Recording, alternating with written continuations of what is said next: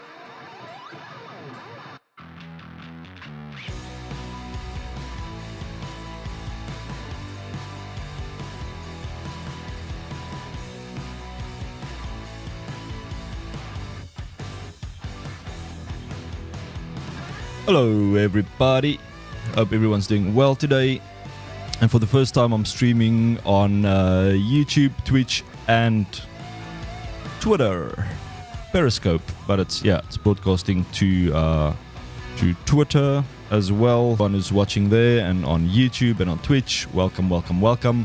If you guys want to join the chat, come through to Twitch. The link is right up there, so it's just twitch.tv/ Ruan Lotter, RUANLOTTER.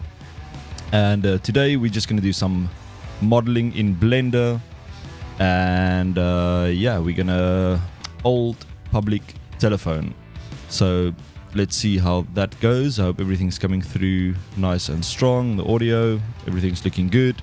So I think let's jump into Blender and see what we are going to do. So I've got a reference image that I just want to bring in here quickly. So I usually just add a horizontal split right here underneath my outliner, and then I change this to the image editor, and then you just load your reference image right there. So I think this is the right one, and yeah, there we go. So I think this is actually a render already. I just downloaded off Google Images, so there you can see basic stuff. So yeah, that's what we're gonna model today. So let's see how that goes. So yeah, just again, welcome to everyone in the chat and on YouTube and on Periscope and on Twitch. If you guys want to join the chat, I would suggest you come over to Twitch, because I can see the Twitch chat right here in front of me. But you guys are welcome to watch on YouTube as well. So here we go. So first of all, let's just get the basic shape of this thing going. I just like to put my cube on top of the grid, and then we just start kind of shaping this however we think is good. So just scale this up a bit, and maybe let's just scale this inwards just to kind of get the basic shape going. That kinda looks like the right shape, I think. Maybe a little bit on the X. Alright, so what I'm gonna start with first is just this kind of line going across the side, and then to kind of create this front piece. So I just want to apply my scale first, always very important to do. So we're just going to make one loop cut right here, probably like so. And then let me just think what I want to do here. It's probably a better way just to inset this. So let me undo that quickly. And I'm going to take this face and kind of just push it back a bit so we have that back section. And then I'm going to inset this slightly. And then we're going to bring that out as the front section of this phone thing. So yeah, so we've got that little edge right there. Okie dokie. So next, I think I want to do this little section right here. So for that, let me just zoom out slightly. For that, we will probably just need to do a little extrude first. So let's add some loop cuts. So one right here at the top, maybe around here.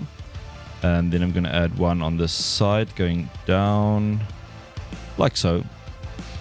And then we need one here at the bottom somewhere. So maybe around here. I'm obviously not doing this to scale. I'm just eyeballing this thing.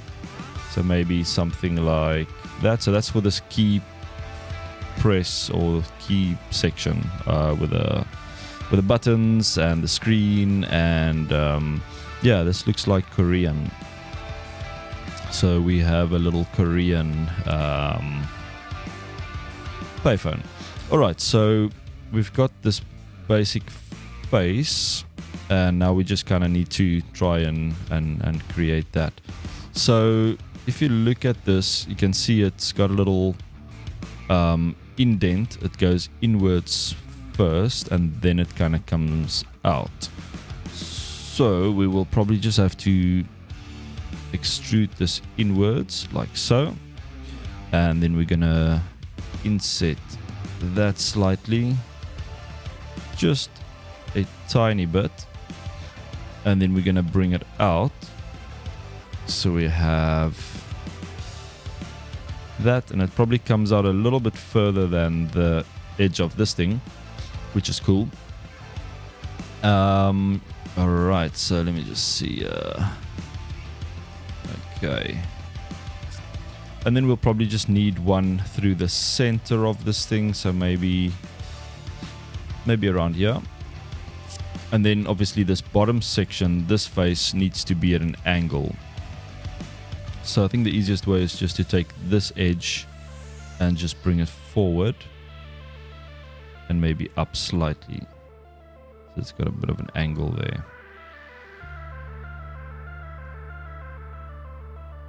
Alright, so we've got that one.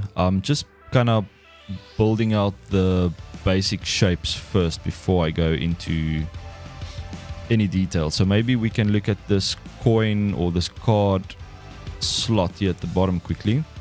So that's kind of in the center at the bottom. So this should be around somewhere around here. Okay, so let's have a look. So I'll probably add 2 loop cuts, so one around here and one around here. So that's for that outside plate area. And then I actually want to, let me just see what we can do here. I can dissolve these edges maybe and then add some new loop cuts, but maybe we don't have to do that right away. Let me just see if I add one more loop cut. See, I don't want to add too many loop cuts as well.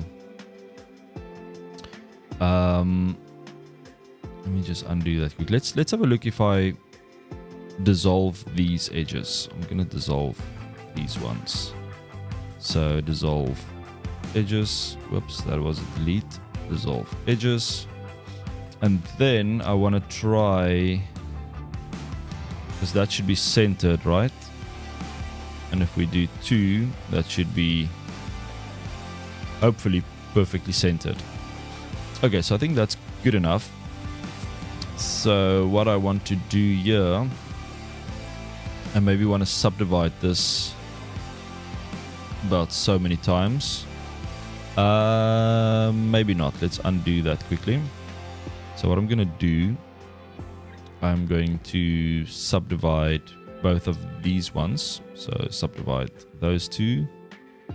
I can probably just do it the same way as the other one, but let me just see.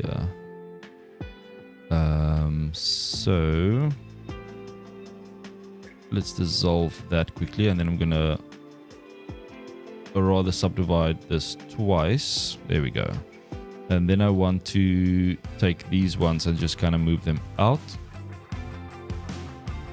And then I want to take these 2. Let me just think quickly. So if we subdivide these 2 twice, and then we can probably just connect these using J to cut through the other lines as well. So that will basically create these new vertices like that. Alright, so now if we just take this edge and scale in the Z, so we kind of just move them out.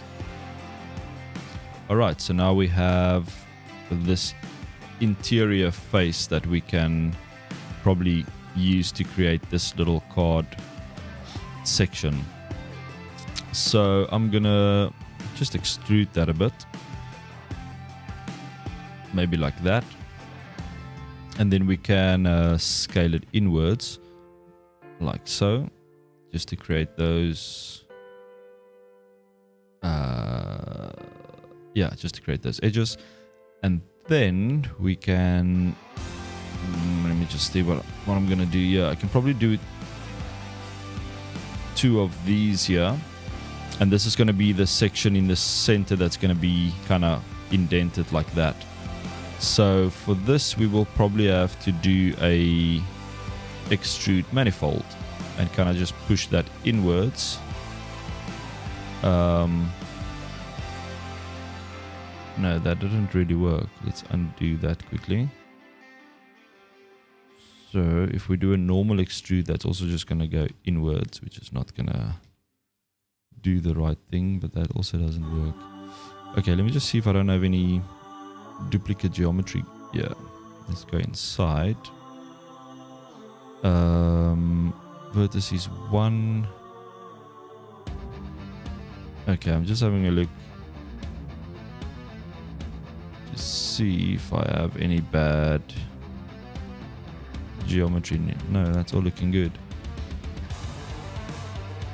Alright, so we can probably, I don't want to inset this.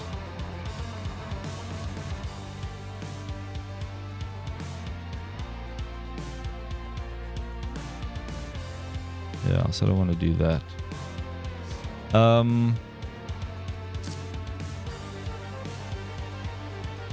How can I do this now? Alright, so I can probably use a boolean, but I don't think that is the best way to do this. If I do a small little inset, this will also not be great. If I delete this face, okay, let me just think about this quickly. Okay, so we literally just need to pull this face back, but that's not gonna work. So we can probably do a normal inset going, normal extrude going inwards, but then I will have to fix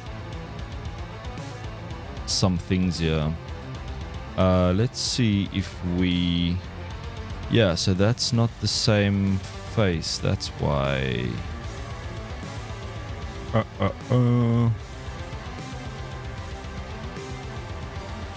Let's see if I delete these faces and I get something like that, which might actually work. We might get some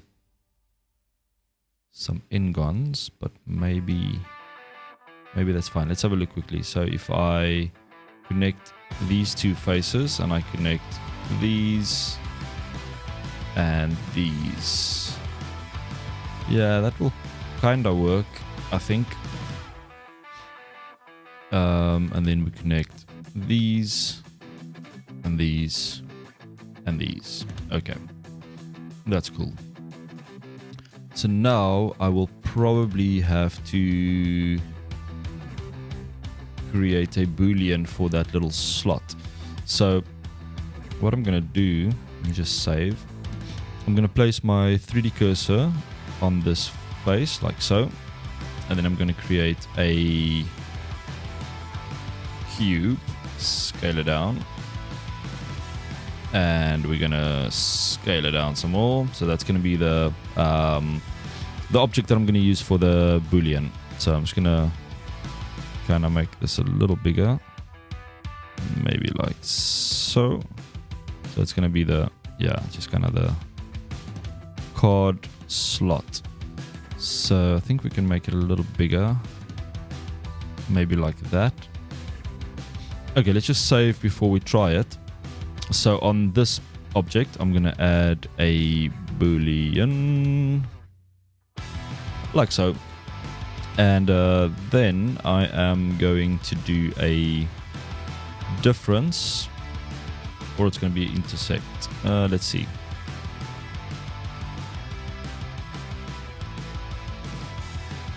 Okay, so there we can already see it created that slot.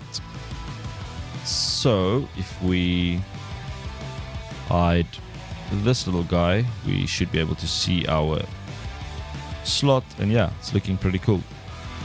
So now I'm just going to apply this boolean and I'm going to delete the object that I created. So let's have a look at our geometry quickly.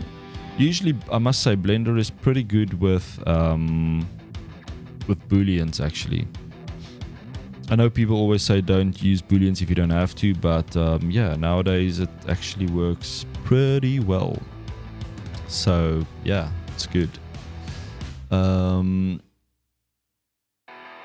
Hey Varun, ready? Sorry, I only saw your message now because I'm kind of viewing the Twitch chat, but I also have my eye on the YouTube chat. So I think you are watching on YouTube. Yeah, welcome, man. Welcome. And if you want to, you can also come and join us on Twitch. Yeah, Korean public phone. Yeah, it's Korean. I think it's actually a render. DKCG. Thanks for the message. I think it's actually a render. I just googled like public phone or pay phone or whatever, and this came up. So I thought it's a nice reference. It looks pretty realistic.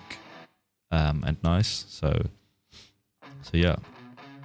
Okay, so we've got our card slot here at the bottom, and yeah, so that is kind of happening. Now we need to maybe look at what can we do next. I don't want to start with the buttons yet. Maybe, and also don't want to start beveling things right now. So maybe we can start with maybe this little screen. I think that's a little screen. So that's going to be somewhere in this area. Okay. So how are we going to do this? I can probably subdivide this again, as we do, and then I can subdivide these two, and maybe we can use those faces. Just want to see, we need to have enough space here for this bottom section so that can fit in this area, And then we have the keypad and the whatever information right there. So I think this might work. So that one goes here. Yeah. So we can maybe just scale this up, or scale it like that, and maybe move it up slightly. Maybe let's just move all of these edges. It's going to be a lot neater if we do it like that. So if I do those ones and then GG, and we just so we don't want to do that. What is happening here?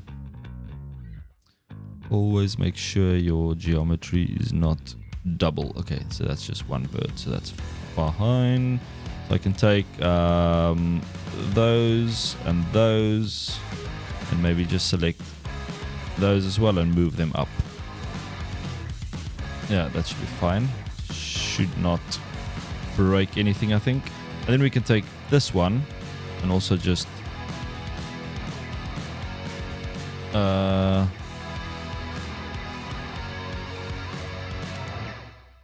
maybe scale these ones out a bit.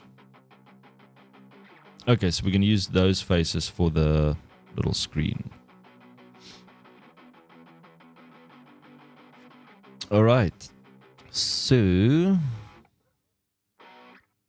let me just see if I bevel. No, that ain't gonna fly. All right, so I'm gonna take these two and just do a slight little inset like that, and then we're gonna bring this out slightly like that. Maybe that's a little bit too far. Okay, and then we're gonna inset this again, and then we're gonna extrude that inwards.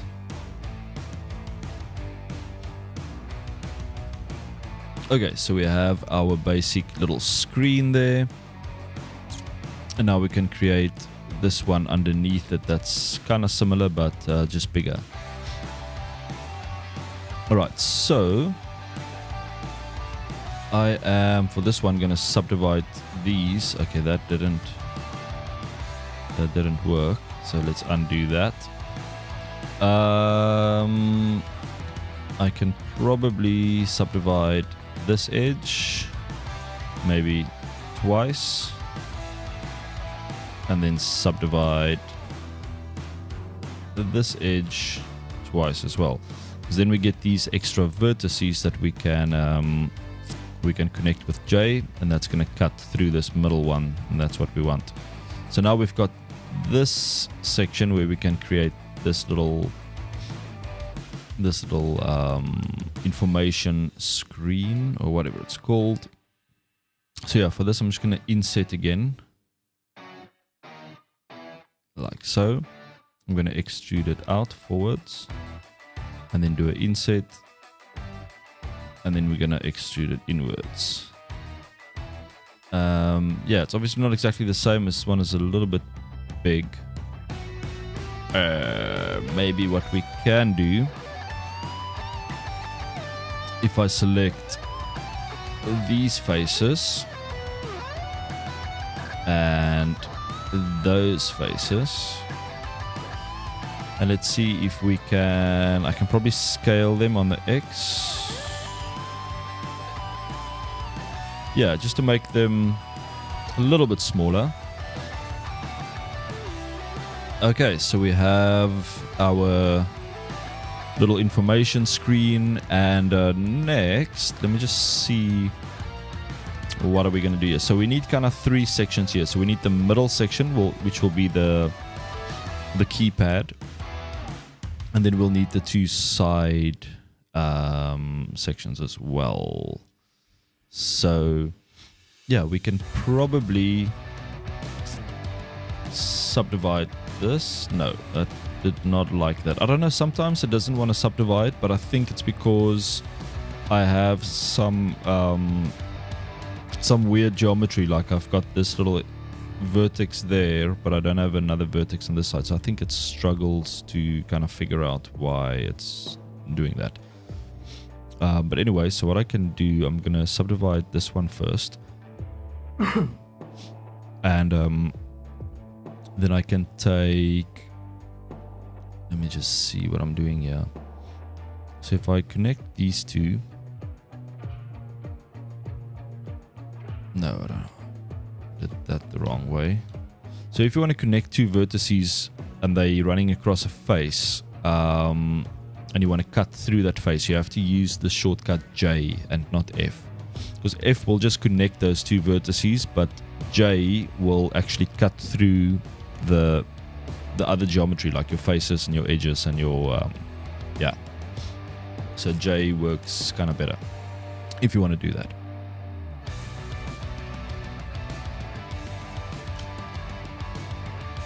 Okay, I hope everyone's doing well.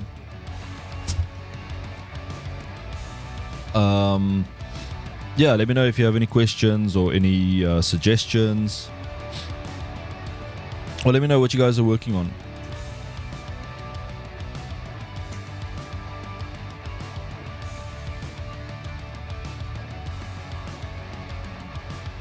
All right, so let's carry on. So again, I'm gonna connect these two using J. Then we have these two faces.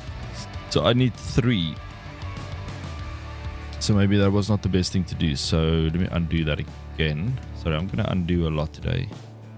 And then what I'm gonna do, I want to subdivide this one and this one. So then we can have 3. Let me just subdivide this one, this one. Yeah, so now I can connect that with J and connect that with J, and then I can probably dissolve this vertex. So now we have the middle face and the 2 side faces for this. So I think that's going to be the easiest way to do this.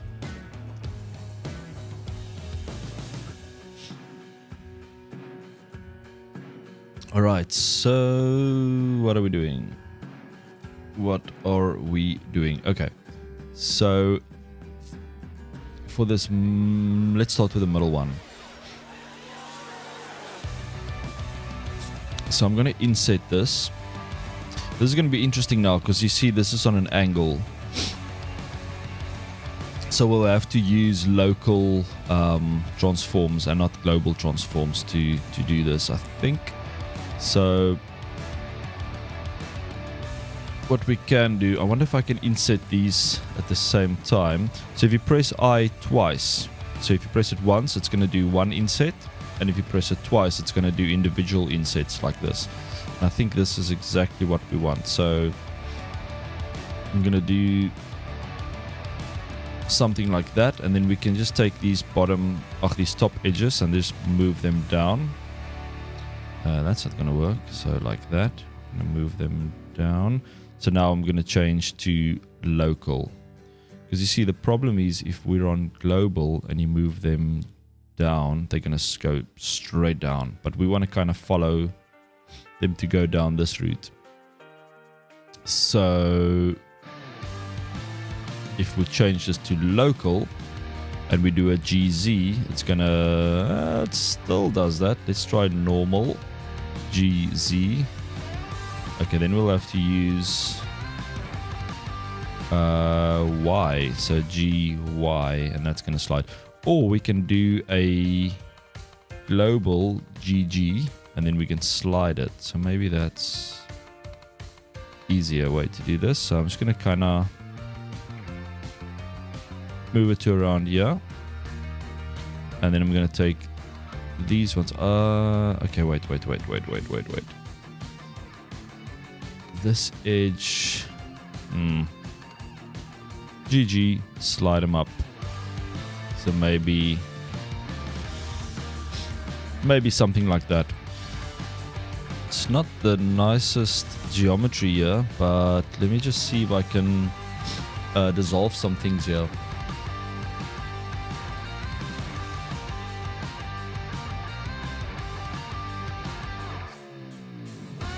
So let's just look at this from the front.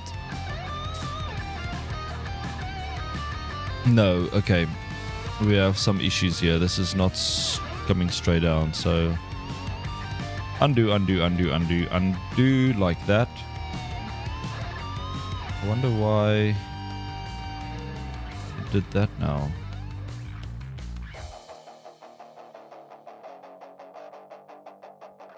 Okay, maybe I must just keep it that size. I could always do another inset for this middle face. Okay, let's do the keypad. Let's just go with it. So I'm going to do one more inset here, just to kind of bring it down a little bit smaller, like so. And then we're going to bring this out. So just extrude this outwards. And we are still extruding in the right... yeah. We are extruding in the right direction, which is good.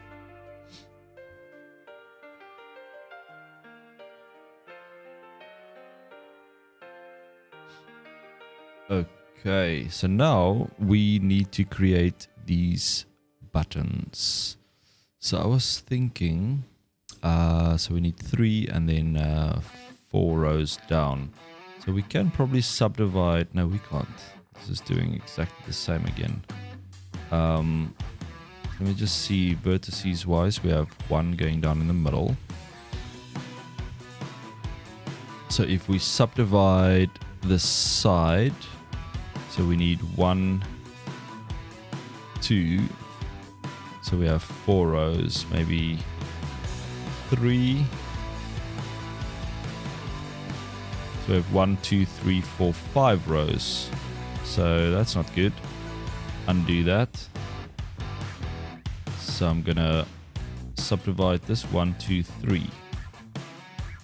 1, 2, 3, 4. Yeah, that's right. So this side as well, we subdivide that by 3.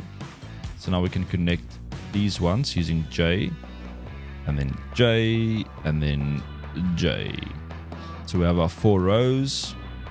And now we just need 3 rows from the top to the bottom. So first of all, I'm gonna dissolve these edges because we don't need them. Just like that. And now I can subdivide this one twice, and that's going to give us 3 rows. So this one as well.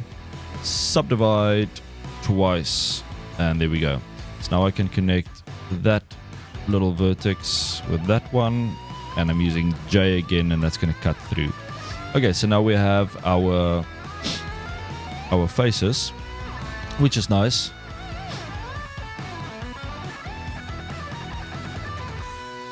So I'm going to try and extrude them all from here. So we're going to select all of these faces like that, and I'm going to do a inset. So if you get something like this again, just press I twice, and that's going to do like a double inset for you. Okay, so we have that. Okay, don't do that. And now we've got the basic rectangle, and I want to bring that out slightly. So extrude that out like so. That's that little edge, and then we're going to do an inset. So I know my buttons are not perfectly square, but that's fine. These things come in all shapes and sizes. And then we're going to inset back inwards, and then we're gonna inset again very slightly, and then we're gonna extrude outwards. So that's the actual button, and now we're gonna scale them, but I want to scale them individually. So just change your transform pivot point here at the top to individual origins, and that's gonna give you that individual scaling. So let me just look at this from the front, and we're going to scale this inwards, maybe just like that.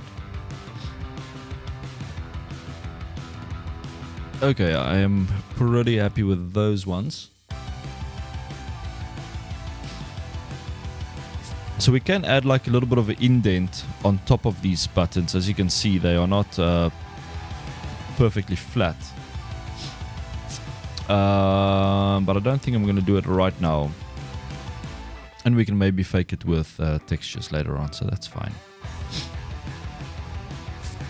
Alright, now for these side panels, these information boxes or whatever you call them, what are we going to do? So I think the same with them. Let me just see, we're missing something on this keypad. Are we not? No, we've got the buttons 1, 2, 3, 4, 5, 6, 7, 8, 9, 10, 11, 12. That's fine. So, okay, these side ones I'm going to inset. Or maybe not yet. Let me just first extrude them slightly. And then we're going to... Did they extrude the same? Yeah. And then we're going to do a slight insert. And then we're going to go back in. So extrude inwards. Okay.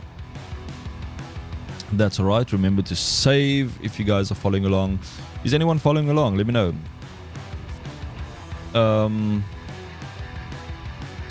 Okay.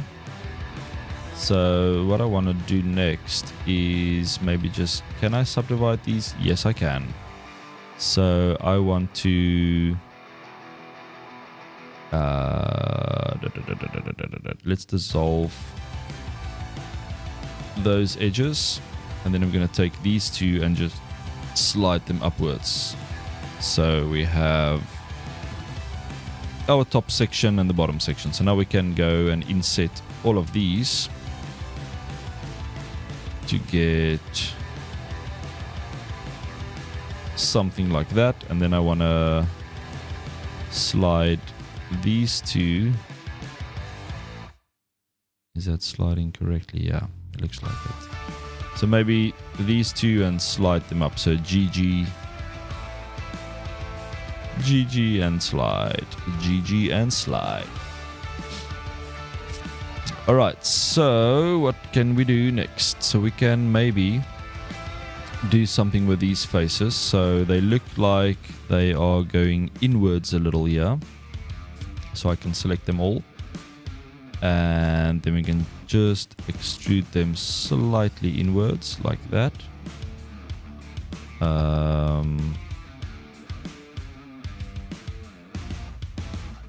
Yeah, that's definitely following the normals. So that's good. So we're going to take them in slightly like that. Okay, so we have our buttons and we have our little card slot at the bottom. We have these basic thingies here. We have our screen at the top and we have this little thing right there. So maybe next we can add this lock maybe. Where does this go? So it kind of goes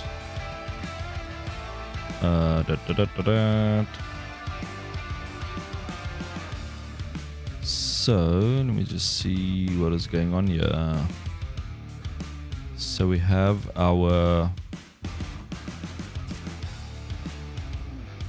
We need something else here. So that's this edge. Okay, so we can probably add it on this face.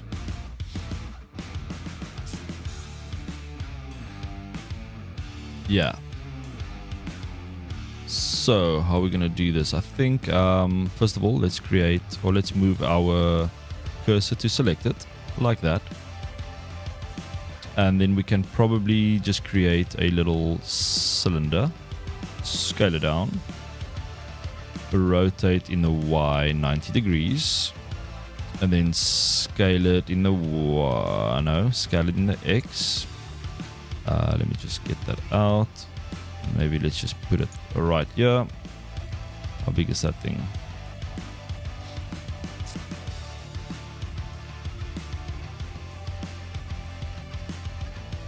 Okay, so I'm gonna place it right there, and then we just need that little slot going through it. So how are we gonna do that? We can inset this a bit. let's have a look from the side. If we can maybe just... Hey, Siniska. Hi, how are you doing today?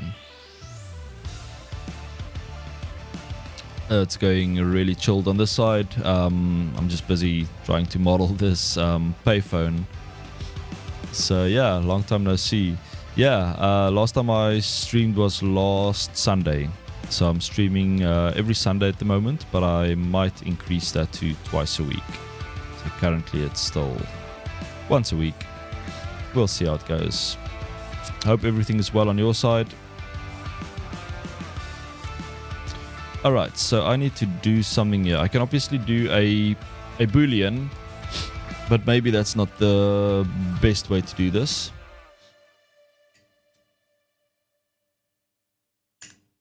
But boolean's always it's always the kind of the easy way to do these things. So I can go and I can maybe just connect that one and that one. That's kind of centered.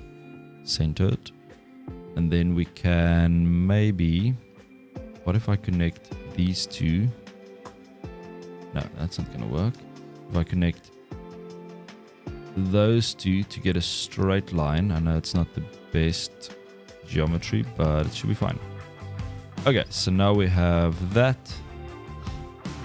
And I can probably inset this again, like so, and then we just extrude it inwards. Just like so. Okay, so we have our little key thingy. What can we do next?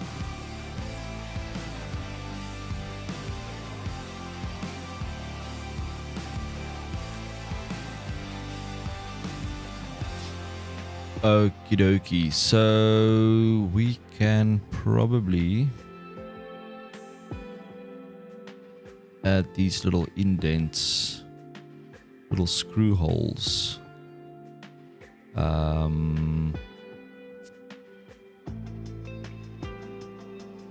Let me just think here for a bit. So if we put this here, okay, yeah. Let's create them. I'm just going to use a boolean to create these. So I actually just want to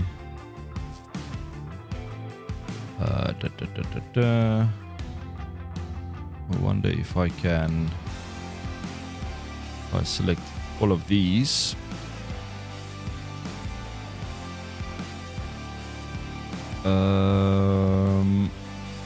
offset a relative.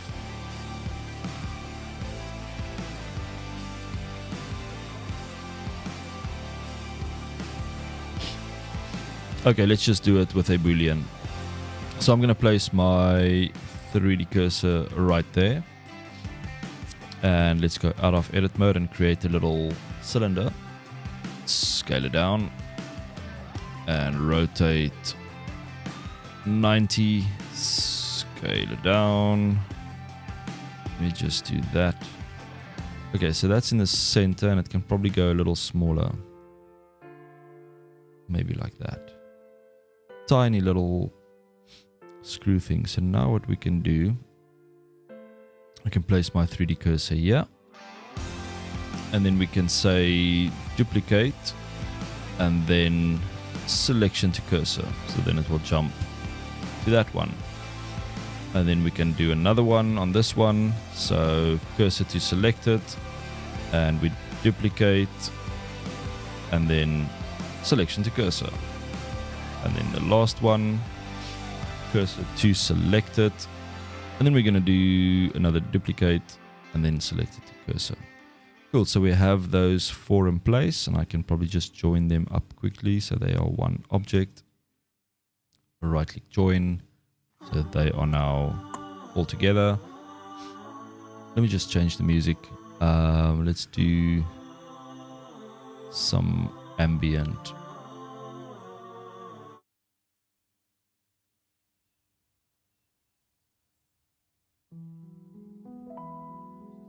Yeah, that's nice and relaxing. All right, so now I can create my boolean. So let me just see here.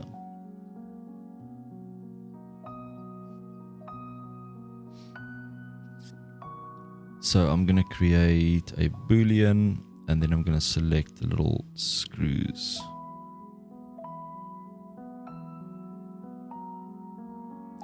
Alright, I think that worked. Let me just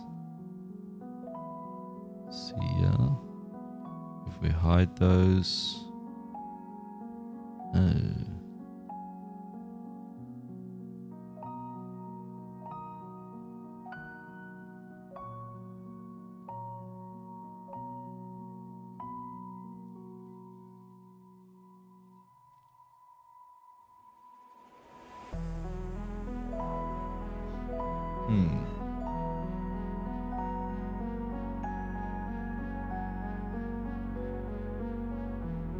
Okay, for some reason union worked. That's really weird.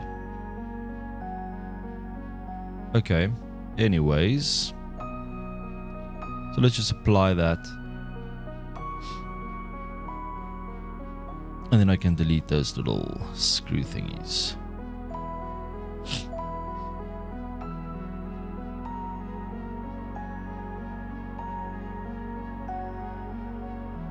Okay, so we have our little screw holes.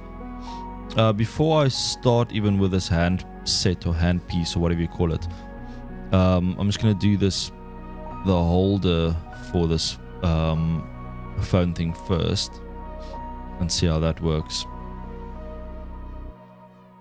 So we need to, let me just see figure out how we're gonna create this whole section here. Okay, so I'm gonna boolean this first. So I need kind of this almost like a oval shape cutout in this section, and then from there I can add the other geometry underneath that. I think that's gonna be the best way to do this. Yeah, well, let's give it a try. So I'm going to take these two faces. Let me just see so it goes. Yeah. So let's do that. Cursor to select it. And then I'm going to start with a cylinder. Scale it down. So rotate in the X 90 degrees. And then we're going to scale this maybe like so. I just want to, let's see if we add a subdivision surface. Simple. Okay, maybe not like that. Let me just add a loop cut. Yeah. Just to kind of smooth that out a bit. I think we need a bit of a rounder top edge. So let me see.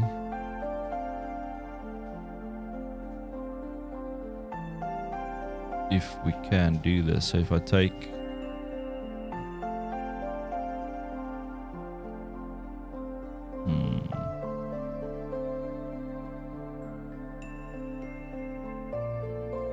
undo.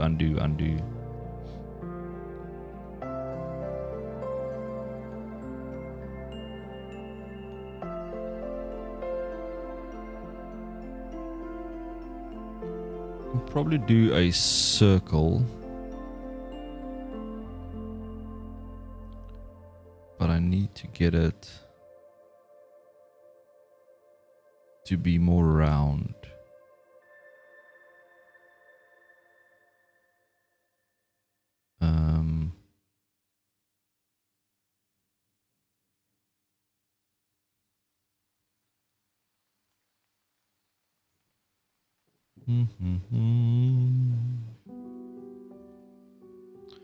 No. Let's try a cylinder again. Rotate X 90. And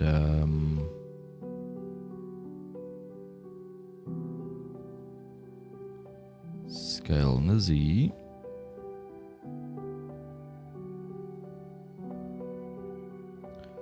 Let's see if I can push these down, maybe with proportional editing.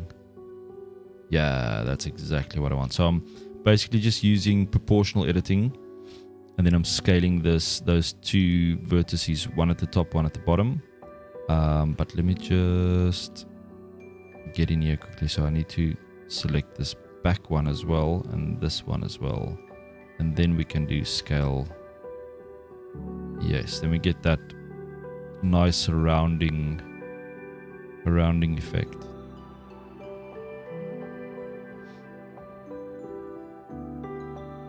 Maybe something like that. And now we can probably add a subdivision surface, and then we just want to add some let me just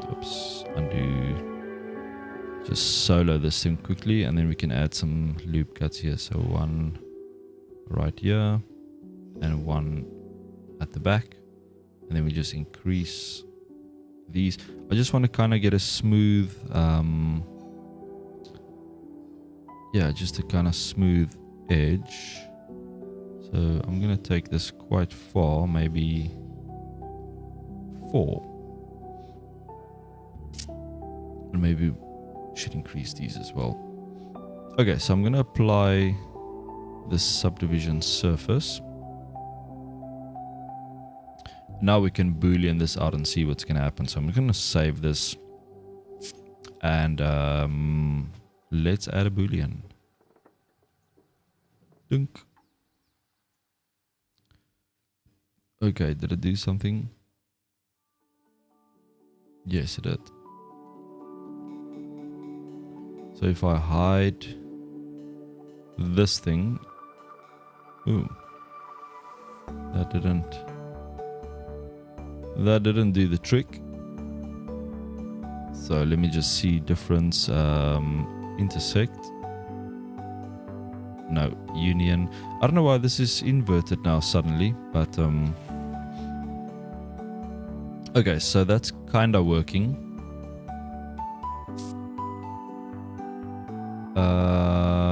But I'm not happy with those results really. So let's undo a few times. I think it's a subdivision surface that's not good. I hope I can undo all the way. Yeah, there we go. So if we set this to simple, are we going to get a smooth edge? Not really, but I don't think it's a real issue. So let's just have a look. Let's do a save. So boolean again. And we're gonna go union this time. I don't know why this is inverted suddenly, but it is. So there you can see that's working, and if we hide this one, we get the cutout. So I think the cutout is a little deep.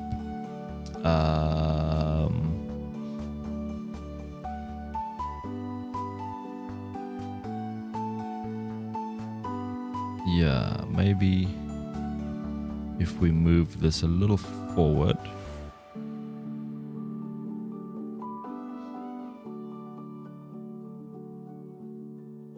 Yeah, something. It still feels a little too deep. Maybe just like that. Okay, let's go with that. So I'm going to apply the boolean, and I'm going to delete our little cylinder tool that we used. Okay, I think it's starting to look like a telephone thingy.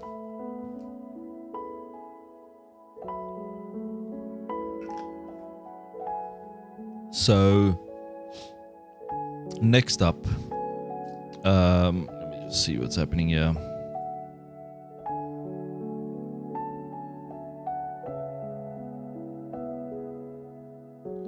All right.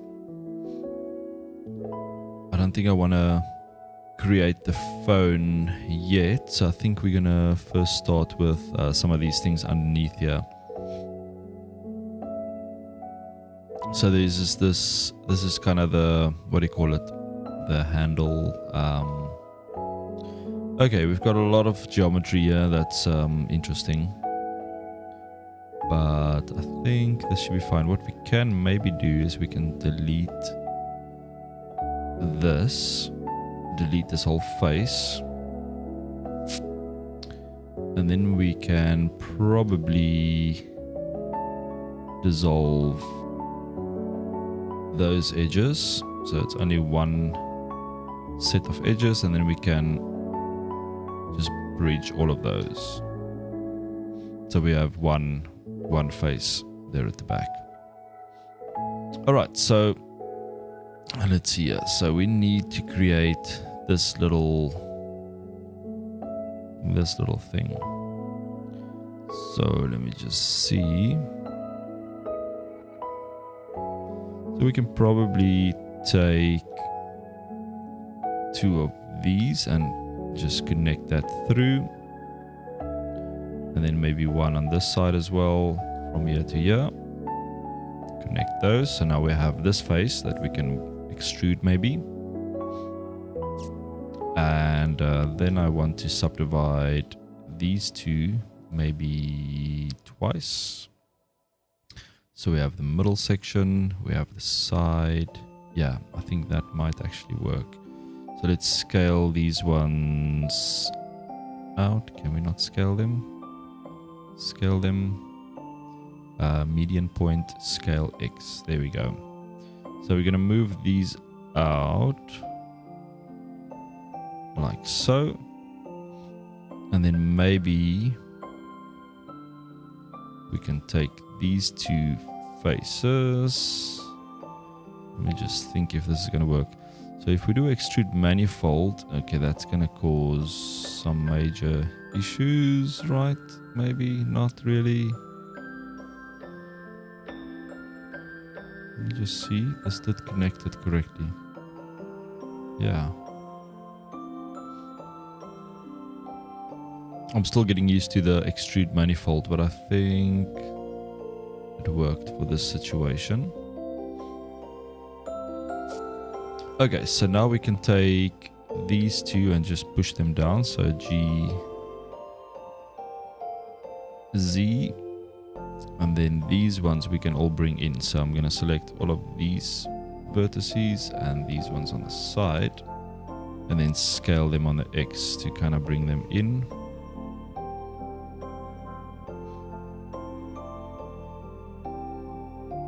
And we've got the bottom, and here at the bottom we can bring this down. So these ones and these ones we can bring down. So GZ to kind of tilt them down slightly.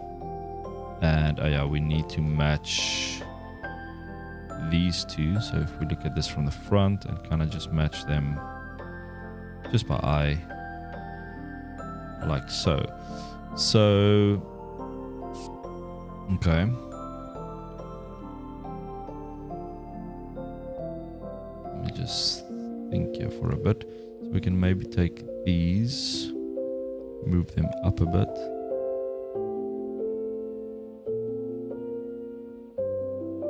Yeah.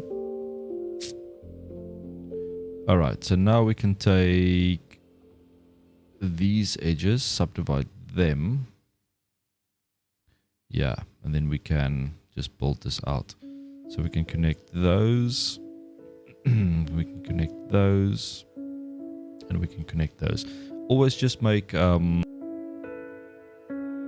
that your faces are facing the right direction. So to do that is you just go to this little drop down arrow, and then face orientation. So here we can see everything is flipped, everything is wrong.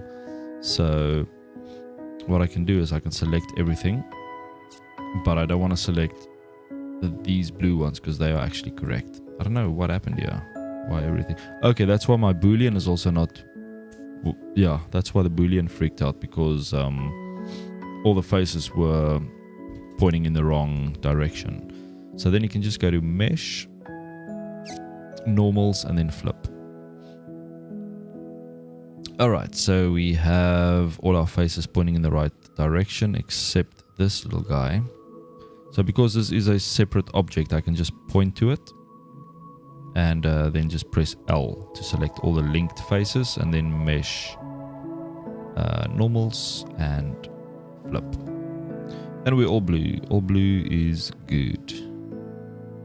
Okay, so yeah, that makes sense why my booleans were all flipped around, which is quite weird.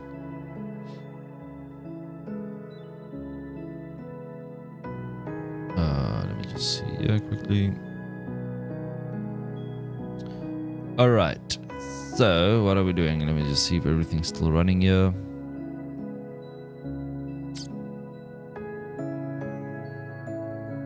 Yeah. Okay, so we can switch off the face orientation.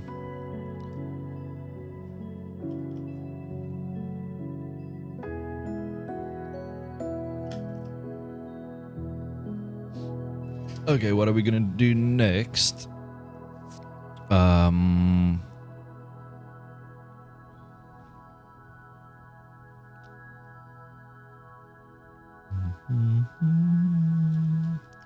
What I want to try here, I want to see if I can move this forward. Maybe move this one up a bit. It just kind of looks a little better.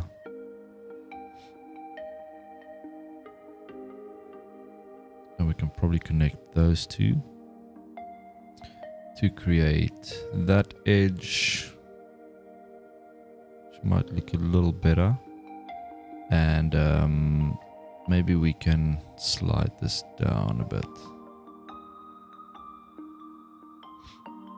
And we can maybe slide these two down as well. Alright, and now we can probably 1, 2, 3, so we can connect those, but it's going to cause a bit of an n-gon.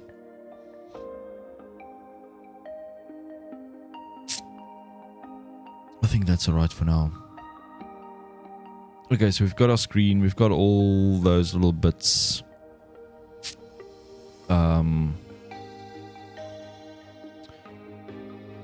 I'm a little nervous about creating this handpiece because it's a very like organic type of shape. So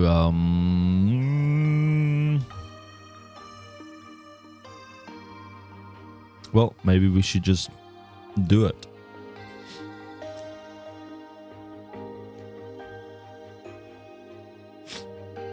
I'm just kind of thinking what's the best way to create this. So you have the two cylinders on the top and bottom,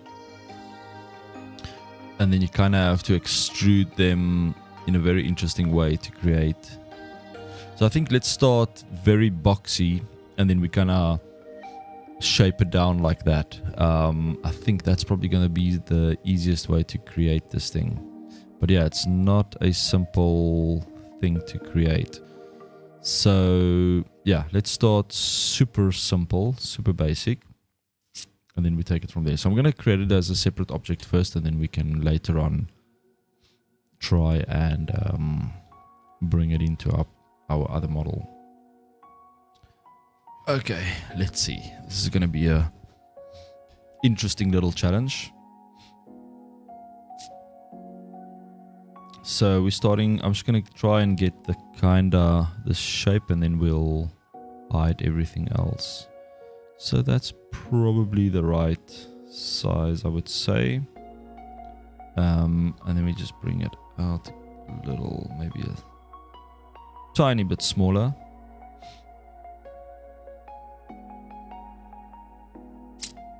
Like that.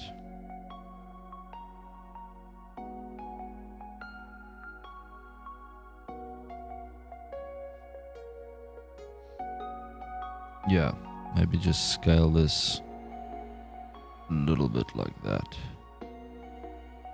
Okay, and then the second one will kind of go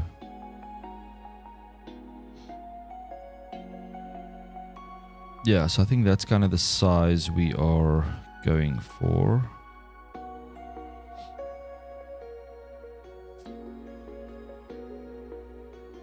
Yeah.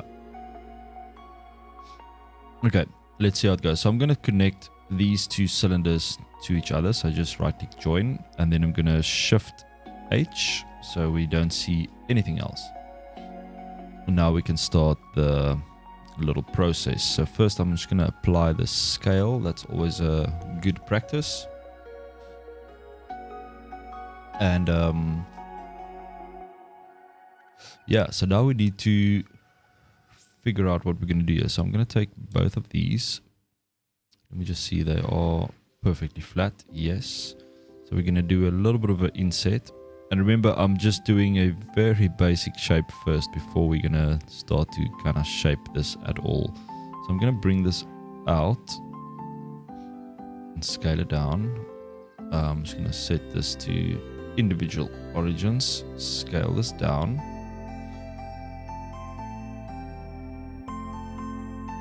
And then I'm going to take this one and just rotate it around the x-axis slightly like that. How many degrees was that? Let's make it 20 degrees. No. Minus 20 degrees. There we go. And then same with this one. So rotate x, and then we're going to do minus 20. Alright, so now we can extrude both of these again. And then we're gonna scale them down a little bit more. Scale them down a little more. Whoops, let me just get the same size. So scale them down. And then I'm gonna rotate them a little bit more. So rotate x minus 10. Oh, sorry, this should be 10. And this one, rotate x 10.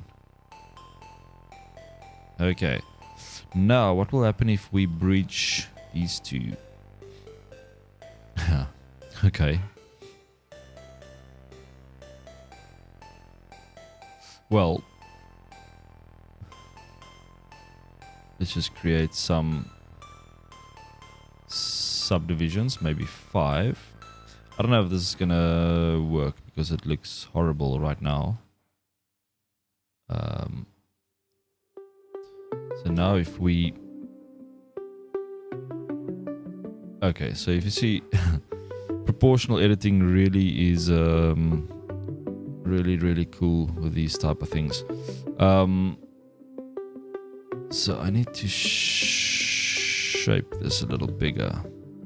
So if we scale this down, so then it's obviously going to affect all of that. Perfect. Okay. So first of all, let's just take all of these faces right around. And I just want to scale them up a little.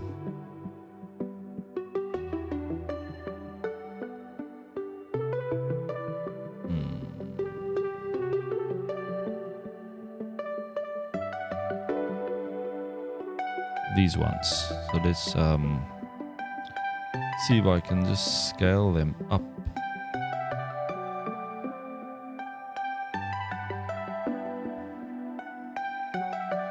And then we just need to scale them. I kind of just want to get the shape first.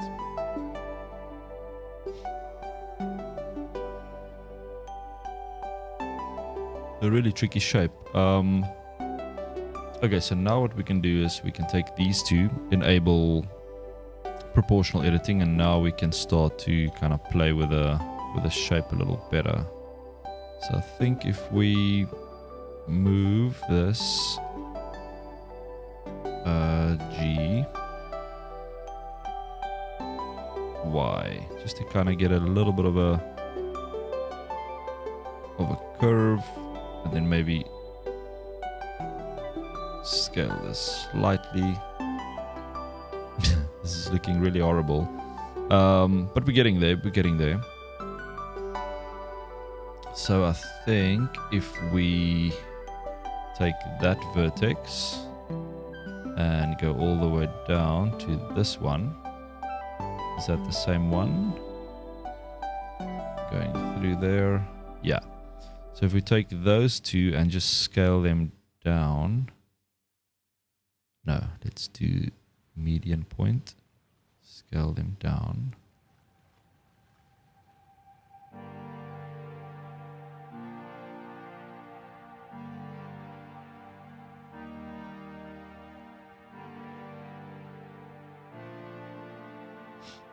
This is a pretty tricky shape to do, but we're going to get it. We'll get there.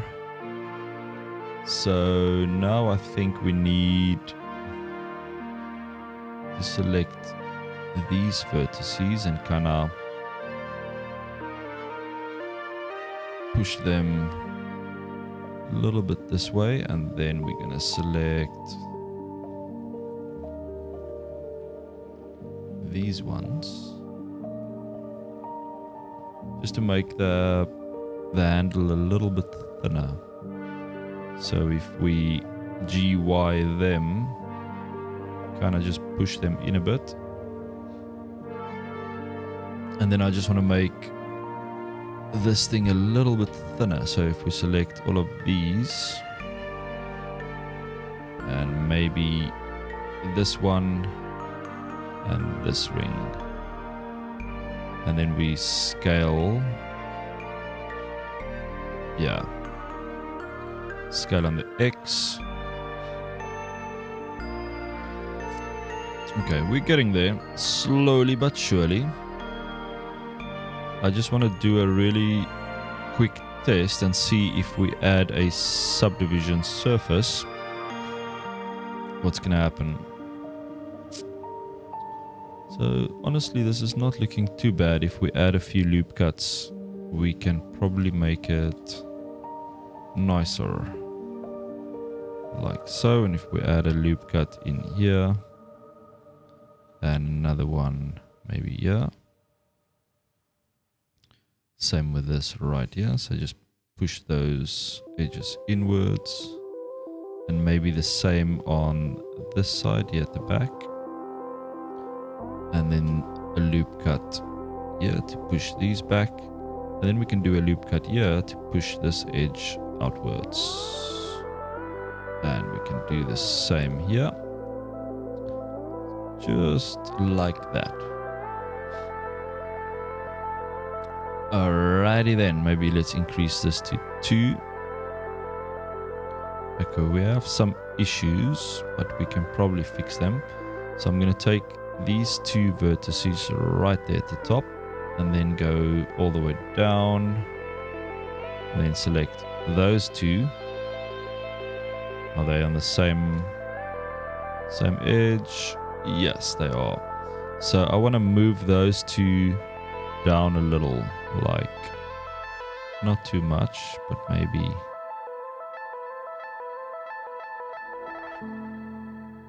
like that. Still looks a little strange.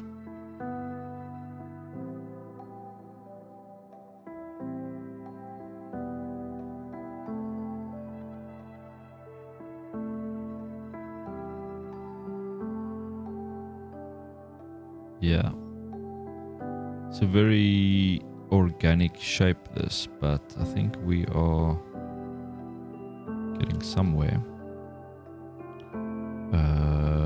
Scale these ones in. Okay.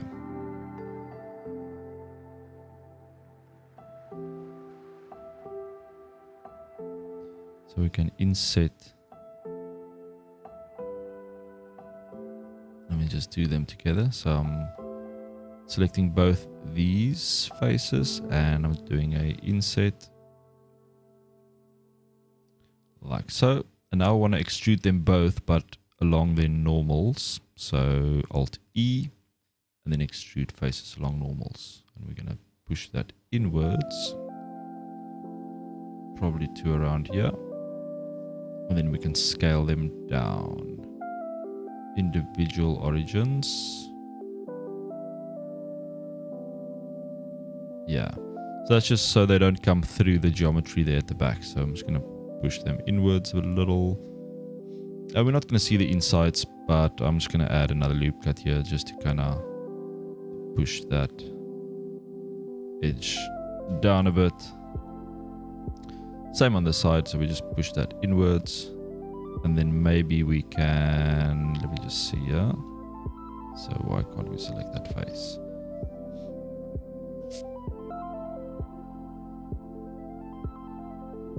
All right. Everything's pointing in the right direction, and let's have a look to see size-wise. Okay, this phone thing is look a little bit horrible, but just select those two and this one, and I want to scale them outwards. Maybe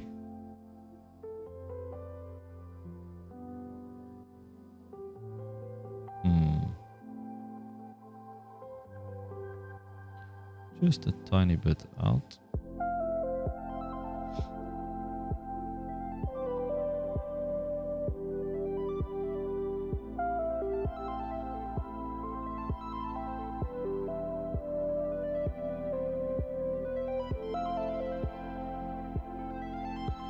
Okay, maybe if we just scale this one as well.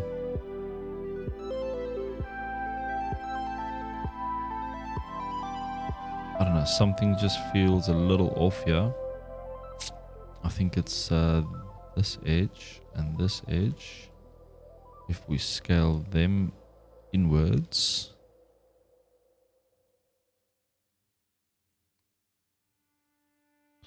Just to kind of smooth out the size difference.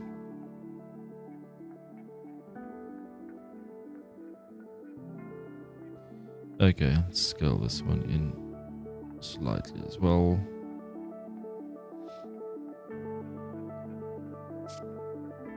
I wonder if I select those faces and go to mesh, transform to sphere. Whoa. It's supposed to kind of make it perfectly round. Interesting. Okay, I think for now, let's just go with this. Let's just look at this from the front. Kind of hanging right there. So now the little cable, I need to do that as well. Hey, Jizwan92, how are you doing today? Hope everyone's well. Hey, I just saw your message now on YouTube. I'm not sure if you're still in the chat, but so you created that the reference image. That's amazing. Yeah, you should link your channel or something in the chat. I just did a Google search on I think I just searched for like public telephone or something. And yeah, got this on Google Images. So that's amazing if you made that. Wow, it's looking really, really good. So I'm just kind of using it as a reference. As you can see, mine is looking nothing like yours. But yeah, I'm just kind of playing around, and that's amazing. Like, wow. How did you find the stream? That's amazing. Have you watched some of my videos before, or was it just kind of coincidence? That's amazing. It's really, really cool. But yeah, amazing model. Thanks for the model, and I'm going to use it as a reference. But yeah, feel free to link your channel in the chat. I'm not sure if you can paste a URL, but yeah, feel free to share it there. That's awesome, man. What did you use to create that model? What software did you use, if you don't mind me asking? Okay, so we need to do this this little cable. So that's probably going to come out from this area, maybe. Where's the center? Maybe these two. All right. So what I'm going to do, I'm going to place my 3D cursor right there. And then we need to create the cable. So it's kind of hanging down and it's going into the side. So for this, I'm going to create a curve, just a normal Bezier curve. And let's see what we can do here. So, so we can probably snap this one to the cursor. And then we can kind of start moving these ones. Move these ones around to kind of get the look we're going for. Okay, let's just scale that up. And I'm going to extrude that out and kind of just spin this around. Maybe... Whoops.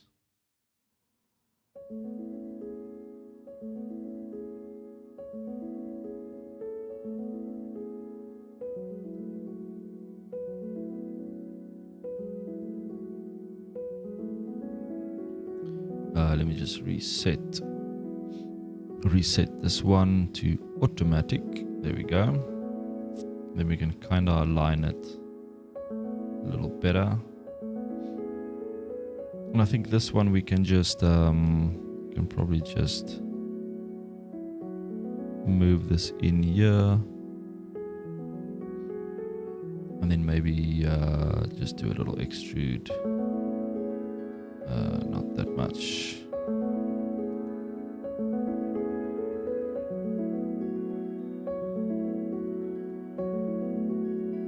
What am I doing?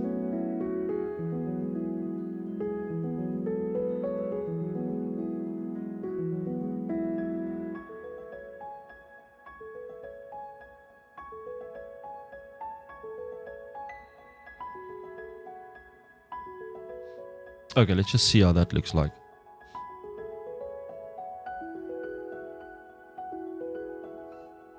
Maybe... Yeah, well, let's have a look. So I am going to go to geometry and just bevel depth. There we go. So it should be a little thinner, like so. And maybe the resolution around 4 should probably be fine, or 6. And then I just want to increase this resolution. Let's make it like, I don't want to add too many, 32.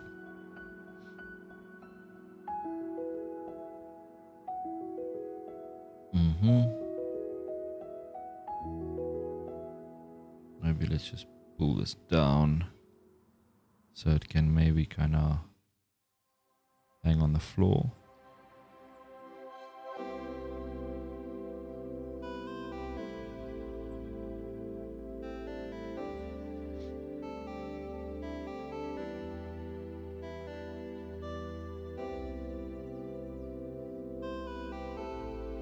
Okay.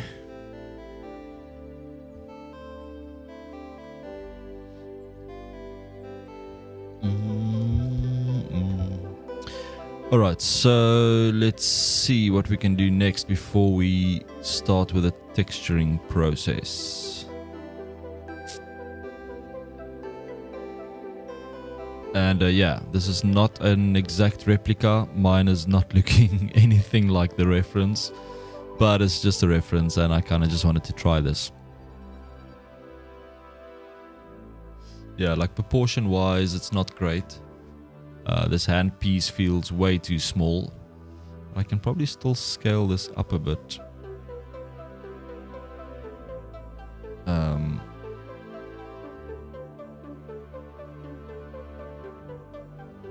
Yeah, maybe we can. Let me just see if we take some of these faces and kind of just push them down a little bit. And proportional editing will help us with that. So kind of just pull that down like so. And now we can make our handpiece slightly bigger.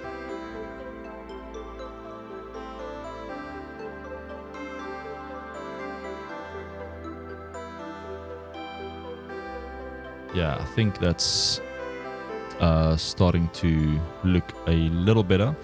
I am gonna take a very quick break just to make some coffee, and I'll be back in like not even 5 minutes.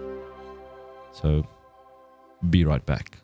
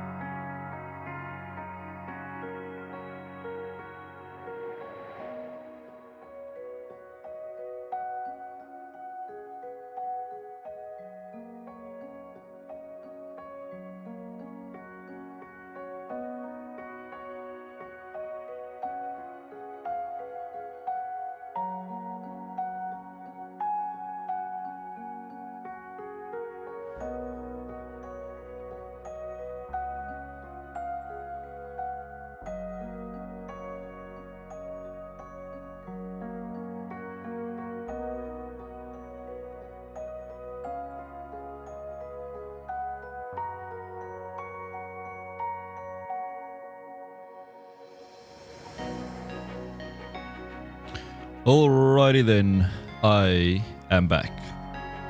And I have some nice coffee. What's going on here? Okay, for the spam. How do I ban someone?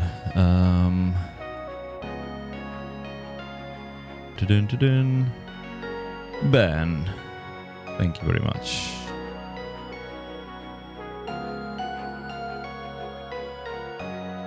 Alrighty then. I think we are good to go. Let me just see what's happening here. Alright, so I think we're going to start with the texturing soon. So this is what I have so far. Very, very basic stuff, but yeah, let me just apply the scale of this. And okay, our cable, I think I am okay with that.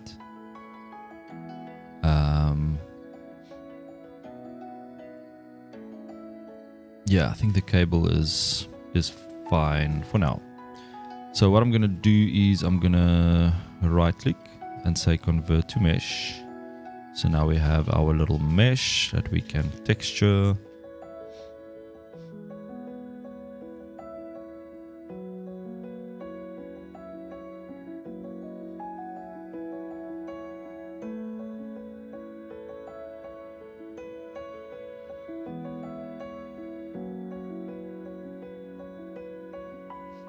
All right. So first of all, we need to UV unwrap this baby. I'm just going to give these things names. Cable. And this is the phone. And this is the handset.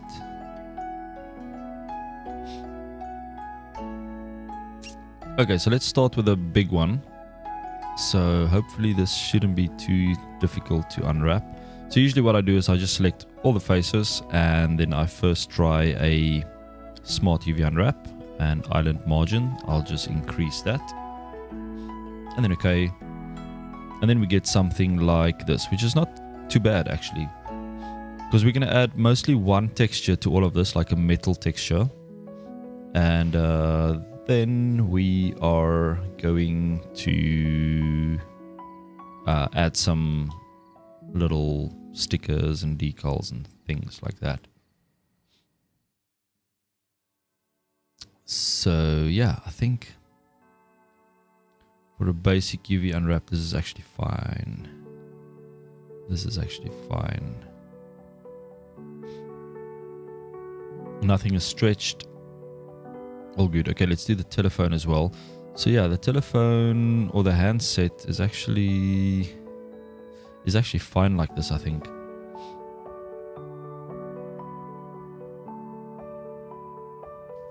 Because again, we are... Maybe let's just try and unwrap this quickly and see what we get.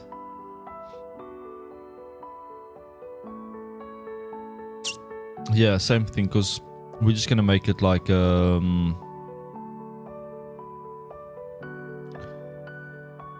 kind of plastic, like a black kind of plastic. Jason, what's the button to select one UV island and being able to see it in the edit mode? Okay, so basically for that, if I go to UV editing, you've got this little sync button right here in the corner. So if you point to it, it's called UV sync selection. So if that's switched off, you kind of you can select things on this side and it's only going to show you those faces. But if you have this switched on, it's going to show you all the UVs, and then if you select something, it's going to kind of highlight those faces on both sides. So if I select those faces right here, you can see on the model it highlights them as well, and vice versa as well. So if I select something here, like say that, it's going to select them on this side as well. So I always enable that little sync button. It just makes it easier, I think. And then we need to unwrap the cable as well. I hope that answers your question, Juan92. So for this one, Yeah, that's probably fine. Let's just see if we get something better. Yeah, I'm going to leave it with the original. So I'm going to undo that. And I'm just going to leave it as this. We can probably try and do a cylinder projection. But yeah, that's not going to work. Because if we can probably... Okay, the right way will probably be this. So if I just solo this thing. And if we go to the top edge. And if I select those edges and I add a mark seam. And we do the same to the other side. So this side we select that edge. Right click, mark a seam.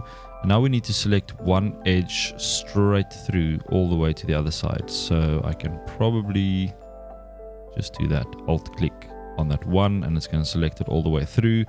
And then I am going to mark that as a seam as well. So we've got this whole seam going through. So now we should be able just to do a normal unwrap. And hopefully that is going to give us some good results. Yeah, I think that is looking pretty good. I'm going to show you guys a quickly... that's true. I never clicked the button and it was a pain for me. Yeah, that's a really confusing thing. When I started using Blender, it was like I couldn't really figure it out and I saw someone doing that. I'm going to show you a quick other tip that I found really amazing as well. And that's how to straighten out your UVs. So as you can see here, these are a little bit distorted. And then it kind of goes more kind of normal towards the middle section. So what you can do is you can select any of the faces that's right, that's not stretched. So let's say this one looks pretty straight to me. I can obviously go in here and I can select these vertices and I can straighten them out, but I'm just gonna kind of go with this one as straight. So you select your correct face first. And then you just hover with your mouse pointer over the rest and press L to select everything. And then you just go right click and you click on follow active quads. And that's going to match all the other faces to the one you selected basically. Which is a really cool trick, I think. So you can see it's not perfectly straight because I didn't actually check that one face that I did. So I'm going to undo that quickly and I'll show you. So if we zoom in here, and let's say we're going to go with this one. It's always good to go with one in the middle of your object. So not a face on the side because it's connected to something else. It's always good to just go with the center. So what I usually do is I go into vertex mode first, select these two vertices, and then scale. Proportional editing is on. Scale Y, and then make it 0.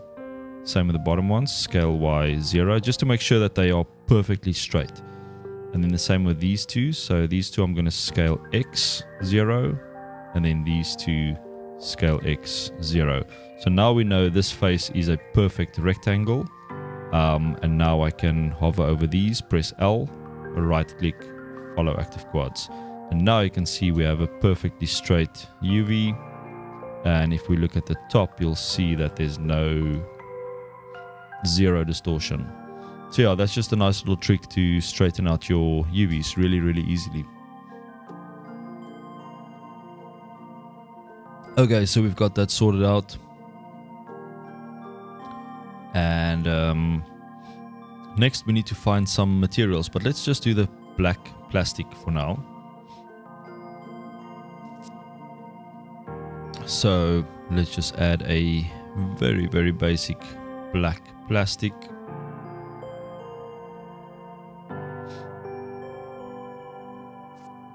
Black, and we can probably bring the roughness down a bit. And also gonna set this to shade smooth. So we have some shiny black plastic, and we can probably add a little bit of blue. So kind of go into the blue and then bring it down all the way.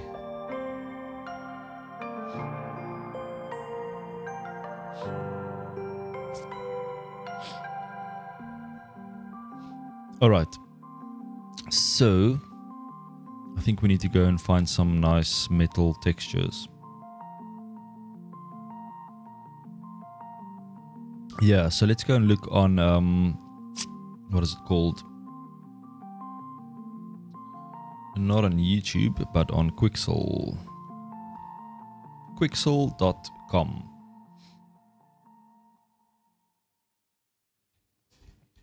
Yeah, we can, Hugo, hi, thanks for your message. We can definitely do some fingerprints. That'll be cool. So let's just log in here quickly and see if we can find some nice, nice textures. So I'm just going to sign in here. And we can probably sign in with Epic Games. So yeah, if you guys don't know, Quixel's got some amazing textures that you guys can use.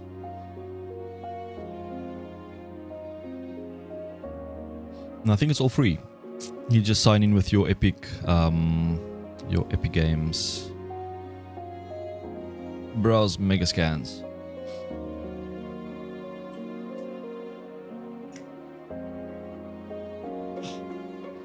Alright, so we are looking for metal. So I'm gonna go with surfaces. Let's have a look at metal. So we're looking for a almost like a stainless steel type of vibe. What is this? Brushed steel might actually work. Brushed aluminum.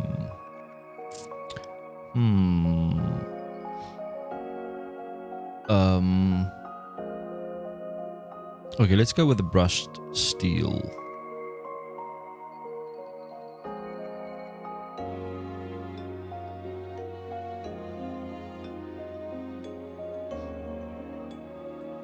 So if you click this little gear,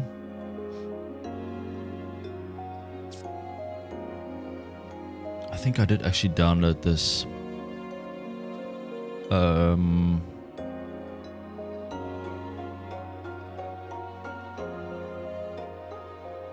Let's have a look.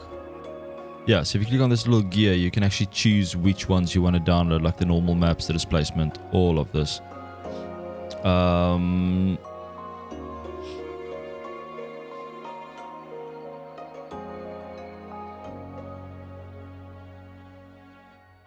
Alright, I'm just going to download this and see. I think I downloaded this one already, but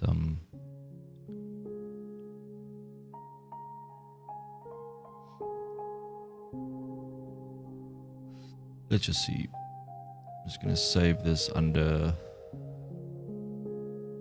metal. See, it's probably one of these.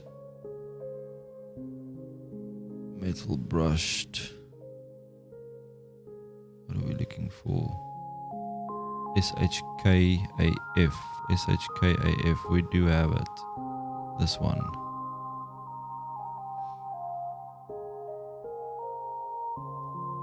Yeah, I've definitely downloaded this before. Let me just double check.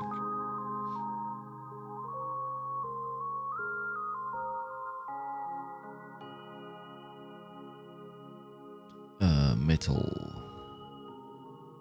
SHA, this one. Metalness. Normal.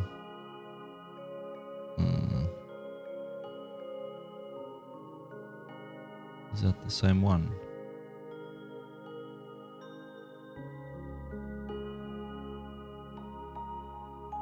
I'm rather just going to re-download it quickly and just call it brushed metal.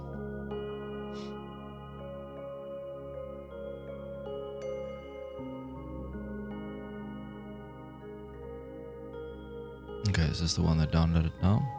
Yeah.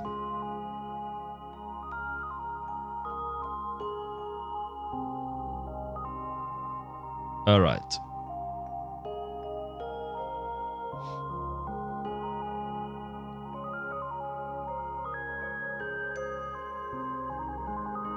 Normal map's got nothing. Roughness. Okay, let's see if that's going to work. So our base material will be that metal. So we can probably go into shading. and we can add our image texture, and let's go to, where is this thing? So metal, no, Quixel metal, brush metal, and that's going to be our albedo. We're going to connect that to the basic color, and that's not going to change much. And then we can probably load the roughness. How does the roughness look again?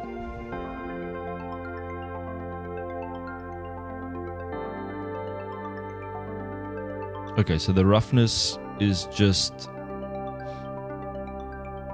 a grayscale, so we can probably change this to non-color, and then we can connect the color or alpha color to roughness,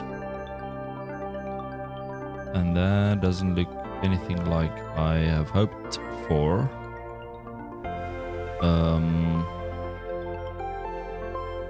Metalness. Okay, we can probably just increase the metalness to full 1.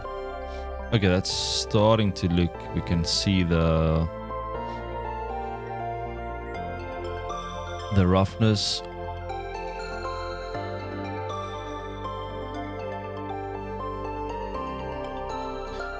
If you click the BS shader node and then Command Shift T, it imports the textures at once and already set up. Yeah, I still need to install that little plugin, the Node Wrangler. I see everyone always using it, and then I'm like, yeah, I need to install it, and then I don't. But I still need to do it. Trying to make this a little darker.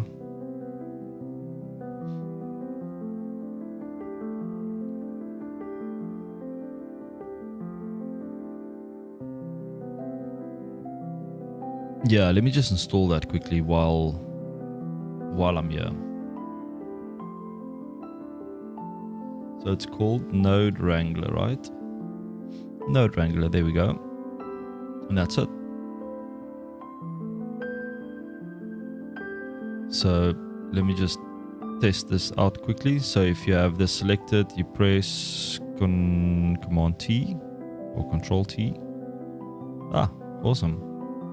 Yeah, that is a time saver. Thanks for that. I've installed it. At last.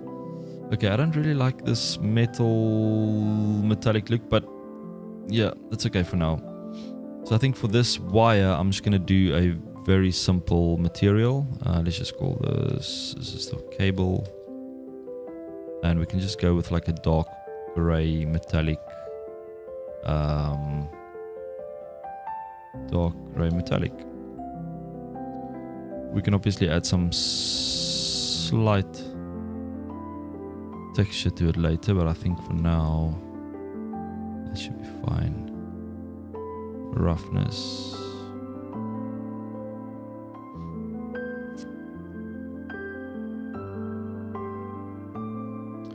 Okie dokie.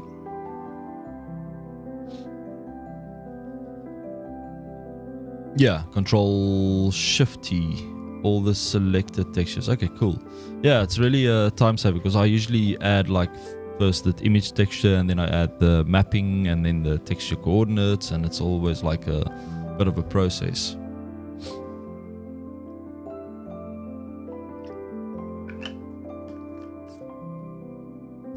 Okay, so where is our reference? Let me just add it in here as well.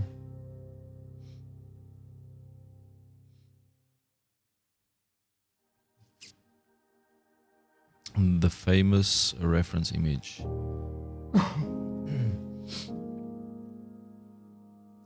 All right.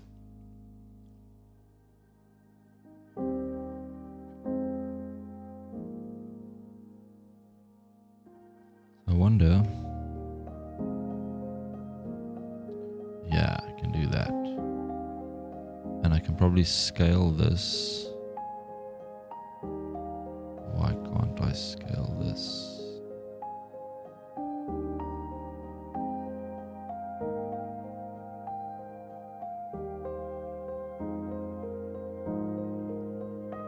Okay, I need to scale the roughness. Control T. And then we can probably... Yeah. 5. So it's a little bit more detailed.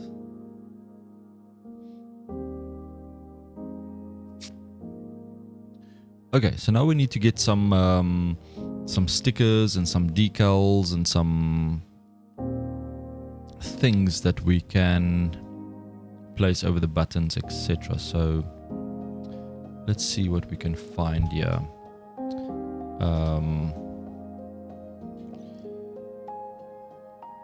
Public phone textures.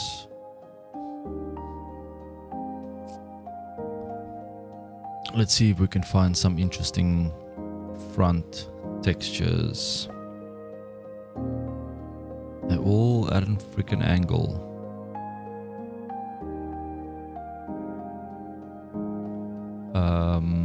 Let's do payphone.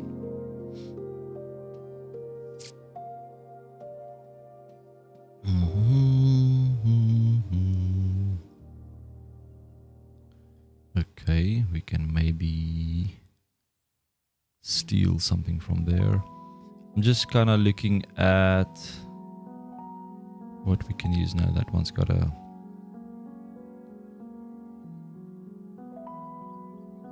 These things are so tiny. Let me just do payphone front. See if we can find something that's from the front.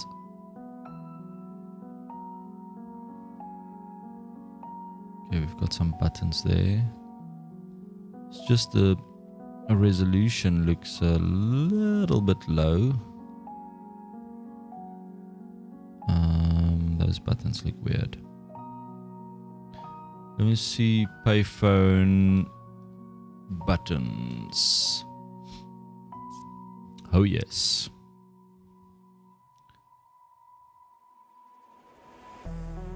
Okay, I think this will work. It's shut. It's got some... It's got a bit of a watermark here, but it might actually work. Just look at this one.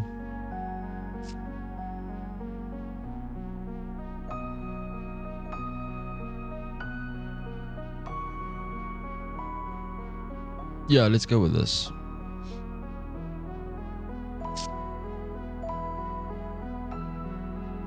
So let's save this to our... Where am I? I'm just going to save it inside this project. Let's just call this textures, and this is the buttons. And then I just want to see if I can just download like a very, very basic scratched metal. Because I think this is actually going to be easier just to use a very, very basic scratched metal texture. And these all have frickin'... Okay, this might actually work. So this is a nice brushed metal that I'm going to download. Or scratched metal.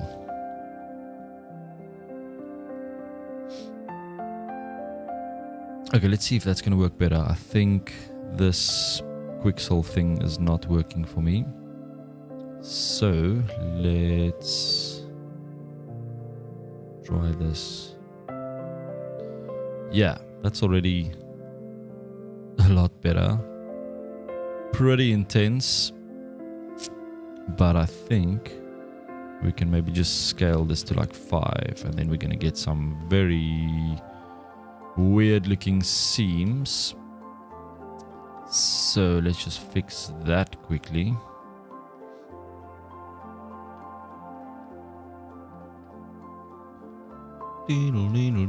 Sometimes it's easier just to download some stuff from the web and just Google images it.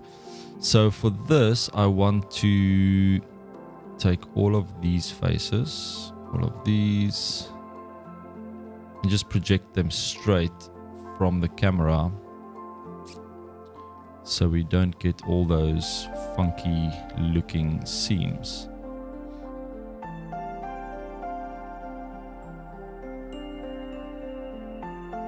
So I'm just kind of going in here and just selecting the pieces that I want to. Maybe we can select these as well. Those can be separate. So maybe we can maybe select the edge as well.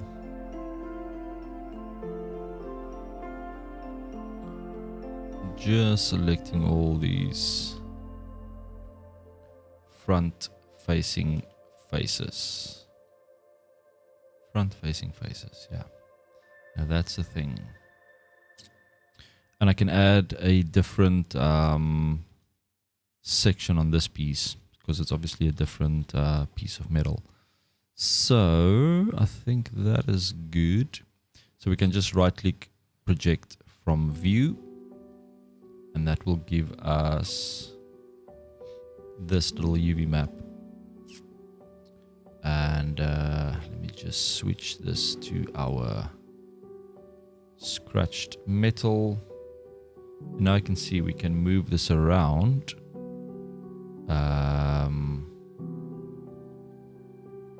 Why does this look?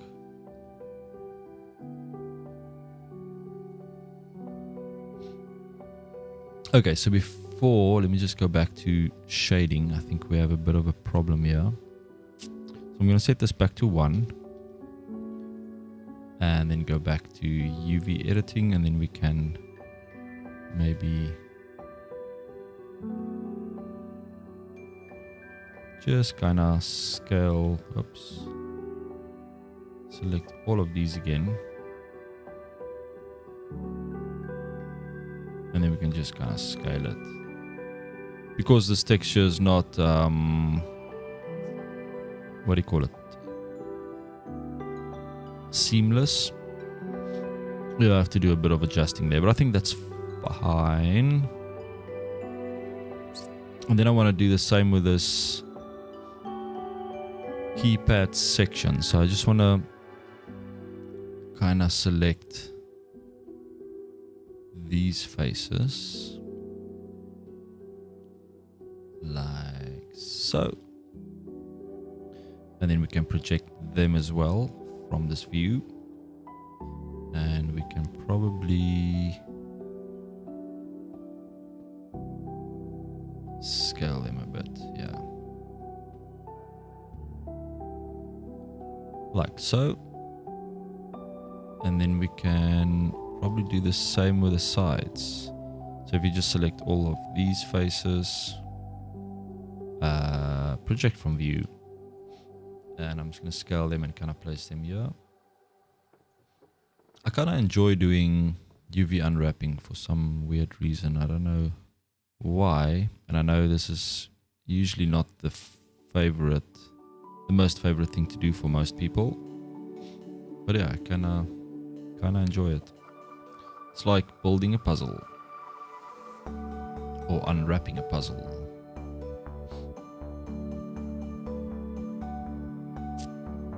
Alright, so we have that, and we can probably do the top section as well. So unwrap, project from view, and we're just going to kind of scale that up. And then the bottom. So here we are just selecting these faces again, right click, project from view, and we kind of place them where we want them to be.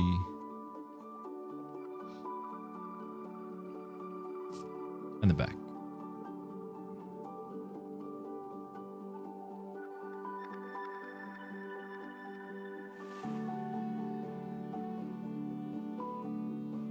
Okay. All right, so we have our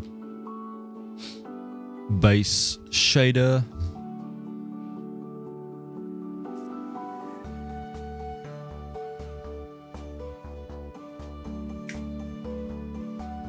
So if anyone's watching on YouTube, you guys can join here on Twitch as well if you want to join the chat. I don't always see the chat on YouTube. So yeah. Okay, I think let's do the little buttons. So first of all,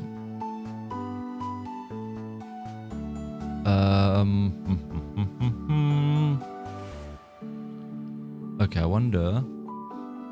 So I'll have to create a separate material for them. So I'm just gonna go. Let's just create our new material first. So this one is just called the base. Which one is this now?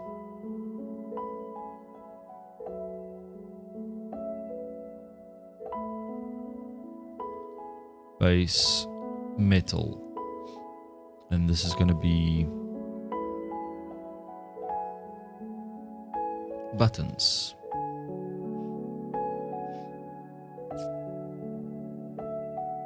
Okay, so we assign it to that. And then we can go into shading. And then we can do our Control T to get all these things. And then we're going to open our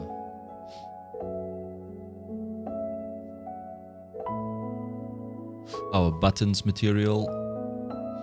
And then if we go to our UV editing, we can start doing something here. So I'm just going to switch this to our buttons.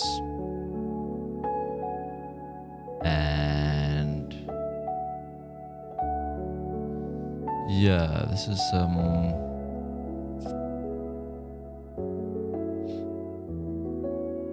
I can probably create a separate or a second UV map for this thing. I wonder if I should maybe do this.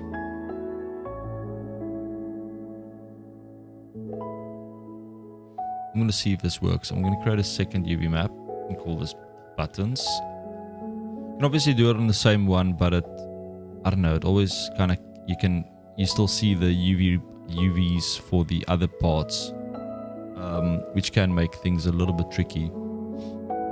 So I'm going to try and switch to this one.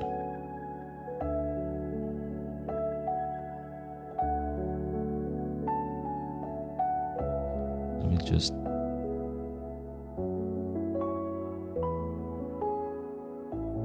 unwrap those. So we have all those, but they don't look fine. They don't look right. Smart project. Yeah, that looks better.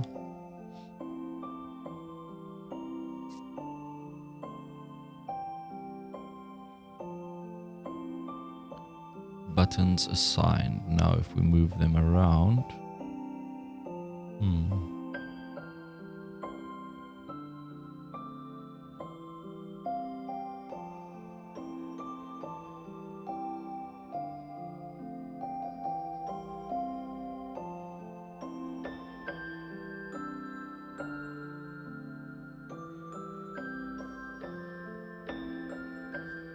Okay, this is kind of freaking my brain out, so I'm going to switch off that.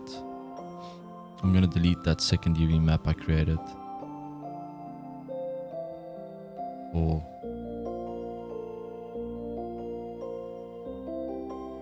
So weird.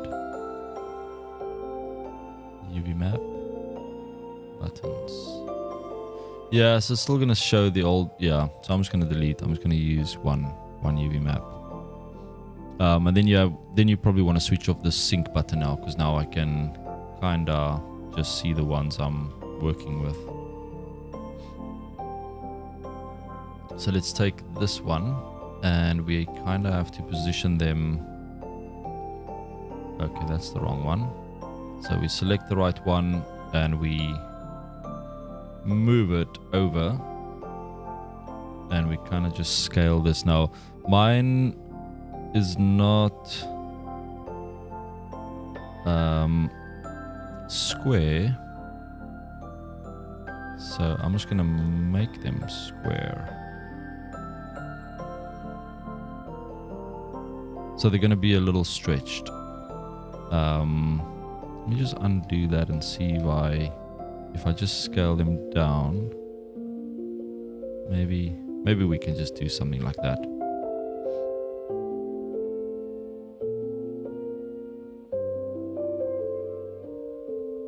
Kind of just...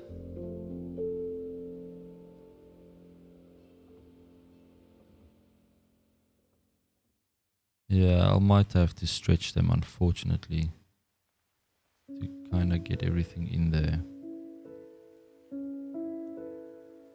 Yeah, I'll have to stretch them, unfortunately. It's gonna look a little bit weird.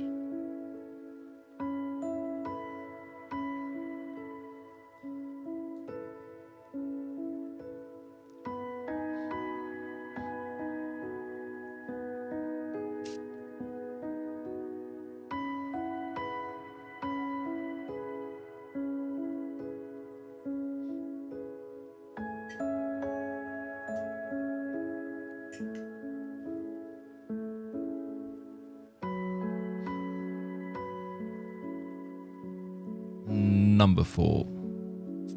So it's a bit of a time-consuming process. Let's just move them up there.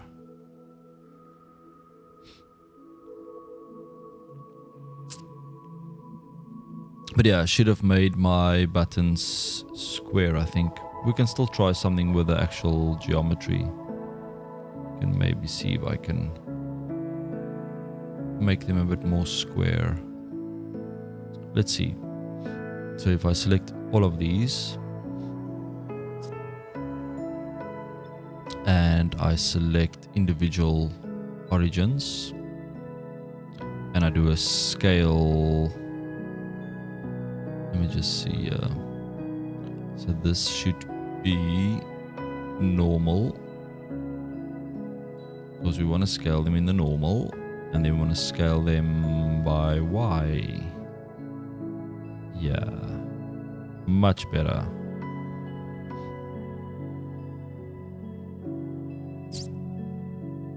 Much better.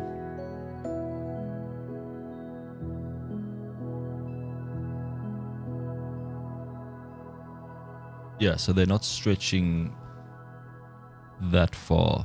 The fun part of UV and shading, yeah. Crazy times.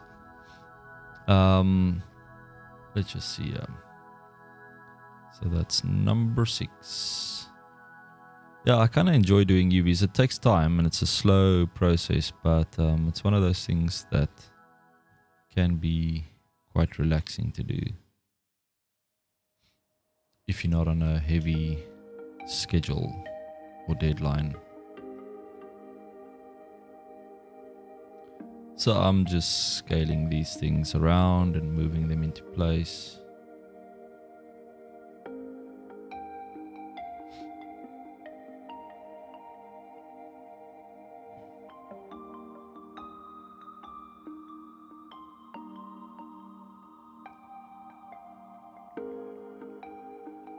All right, number 9.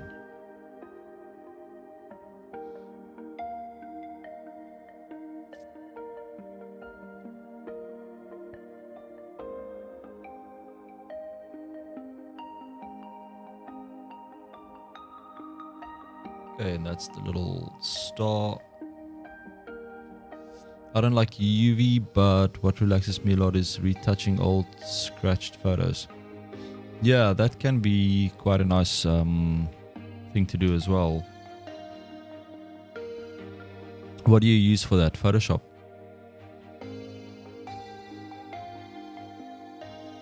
Probably the best to use Photoshop for those type of things.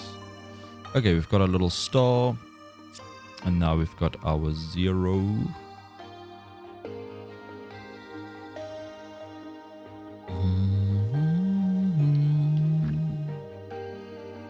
Okay.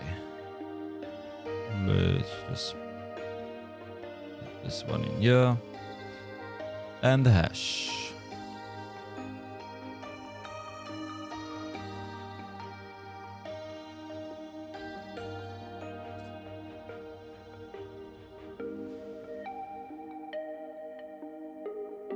Yeah, Photoshop. I had a time where I worked on that and I really liked it. Oh, you finished. Cool, so I've got the buttons on. And now we need to start adding some, I don't know, just some decals. I kind of like this thing here at the top, which is just this kind of blank piece. So maybe we can bring that in for this section. I think that might actually do the trick. So I'm just going to unwrap this bit. And yeah, let me just... So I basically switched off the syncing so I don't see all the other faces, because it does get a little bit confusing. Thanks, man. I'm just kind of working things around here. Is this actually working now?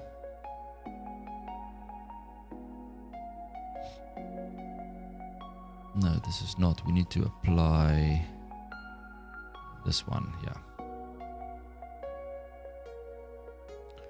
So just little things like that can always maybe... What I maybe want to try...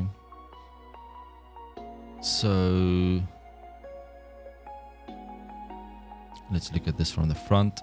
And then I'm going to select all of this. And then just deselect these ones.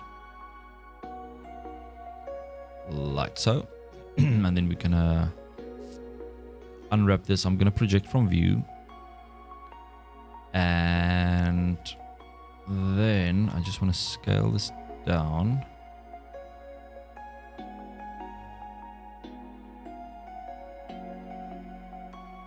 Okay, that doesn't really work. So maybe...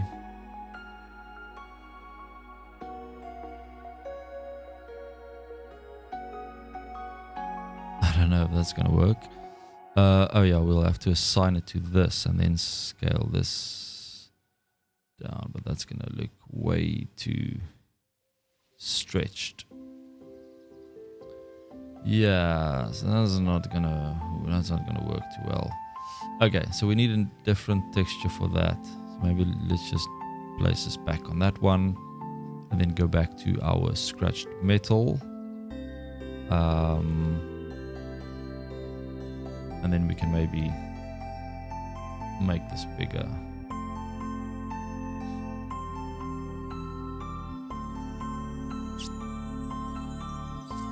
Okay, so now we need some decals and stuff. I don't know. Let's try phone booth.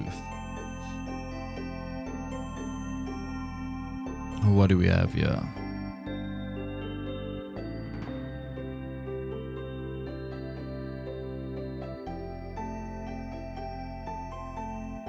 Payphone.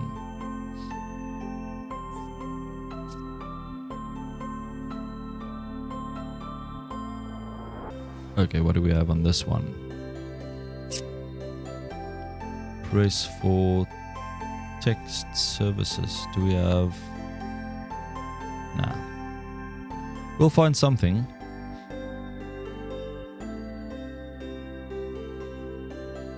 A lot of these photos are just so bad quality.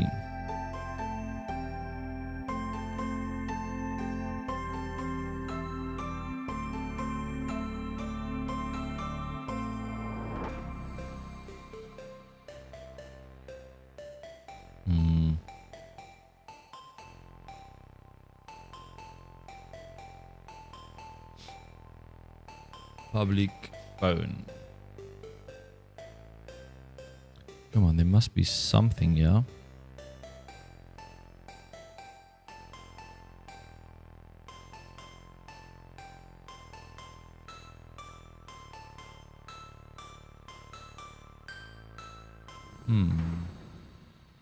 That can maybe work. And that's not gonna work.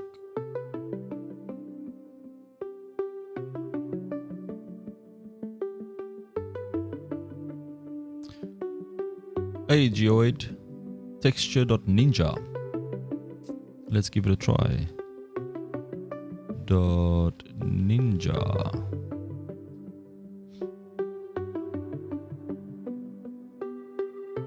Okay, this is pretty cool.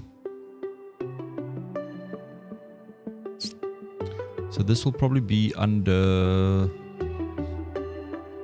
Let's have a look at metal first. So these are all nice little metal things. Ooh, I like this. Maybe we can use this one. Cool, thanks for that, Joyd. I'm definitely going to bookmark this page. Looks really cool. Very nice. Okay, cool. So I'm just going to download this piece. Let's just call this Metal 1. Save. Awesome. Thanks, man. Okay, so let's create another material. And let's call this More Metal. More Metal.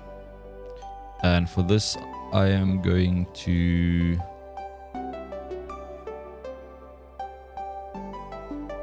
take this little section, maybe that, and I'm going to assign it to this one.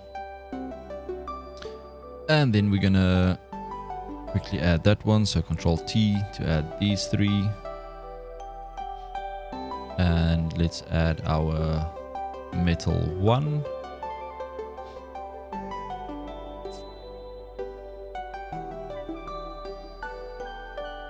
And then we're going to jump to Metal 1 here. Okay. Yeah, that's a really cool site. Jizwan, you should check it out. Really, really cool. So let's just unwrap this one. No, that does not look good. I'm just going to unwrap this from view as well. Or we can maybe try Smart Project. Nah, that doesn't really work. Project from view. That's fine. And then we can just scale this up. Scale this up. Kinda. Try Cube Project. What is a Cube Project, Joyd?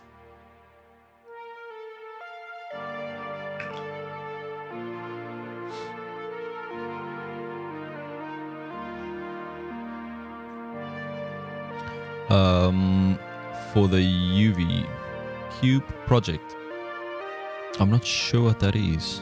Cube. Oh, sorry, Cube Project. Sorry, yeah, Cube Projection.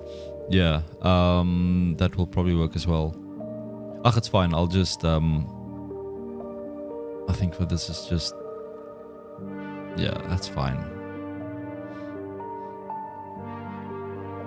I can probably use the same for these two as well.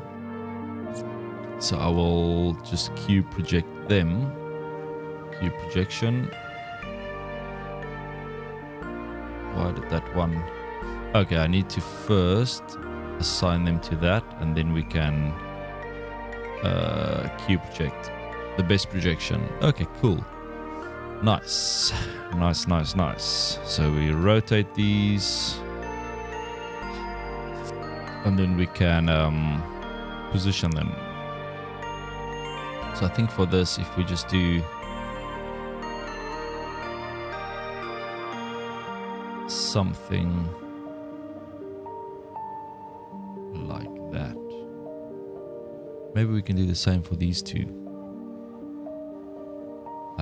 So let's cube projection. Yeah, they actually work really well. So let's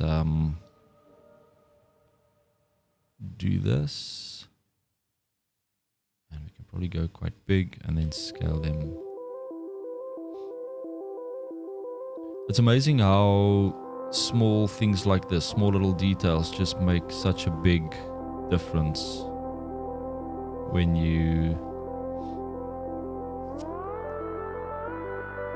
start adding like just weird little imperfections and little textures from different sites, etc.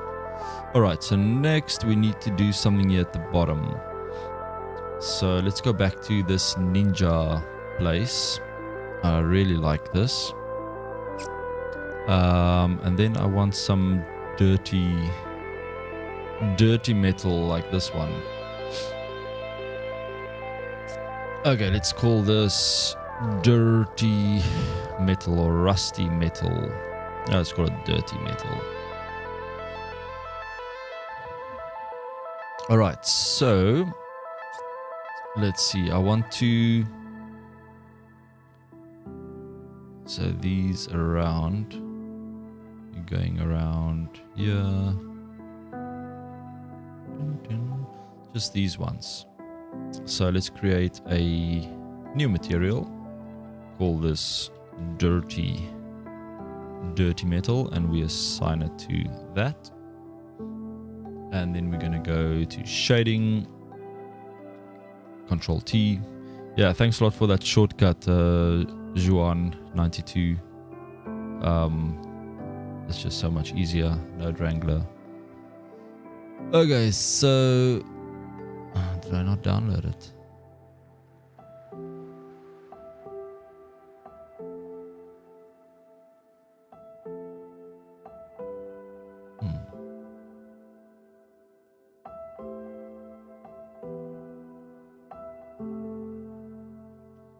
Let me just see.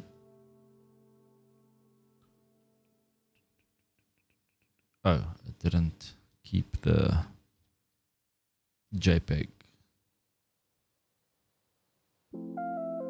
Refresh, dirty metal. Okay, there we go. So now we can just go to our UV editing, and I'm just going to cube project this like so. And then we want to jump over to our dirty metal so we can see what we are doing. And yeah, now we can position this anywhere we want. We want that little dot.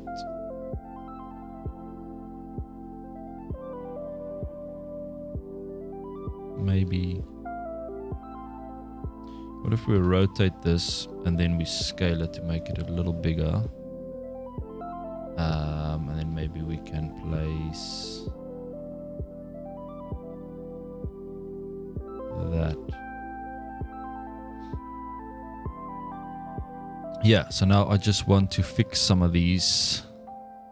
So first of all, the buttons need to be more metallic.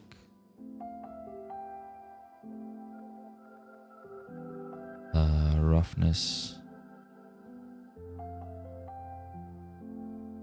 Maybe not that much. Point 2, more metal. So let's increase the metallic for that as well. Roughness can be right about there. And then we have our dirty metal, which is this little part, and we can metal that as well. And maybe add a bit of roughness or less roughness to that.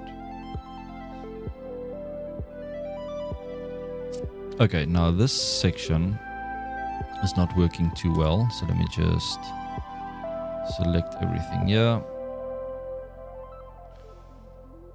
Okay. Let's try cube projection for this one. Did I select? Base metal. Metal 1. I think this is the one we're using.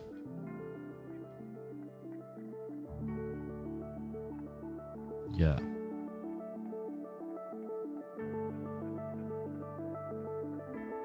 No.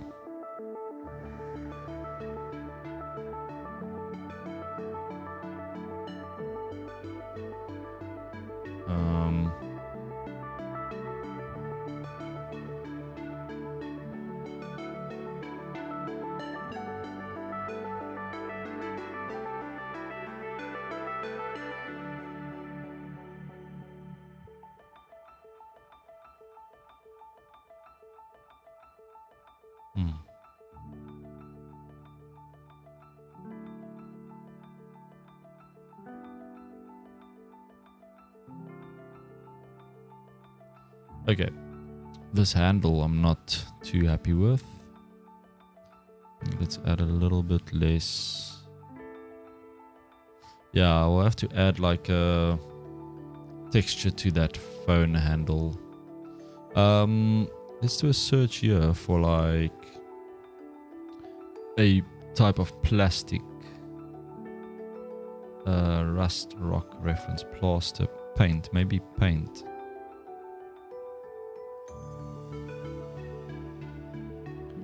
Flaked paint.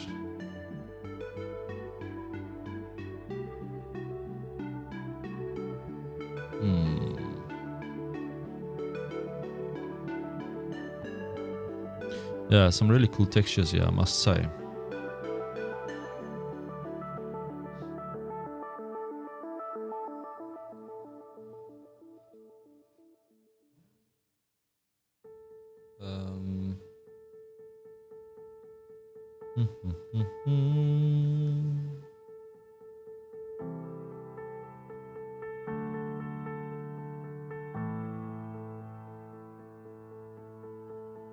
Let me just see, maybe I have something somewhere that I can use for this thing. So let's just pull these out quickly. Let's see what we have.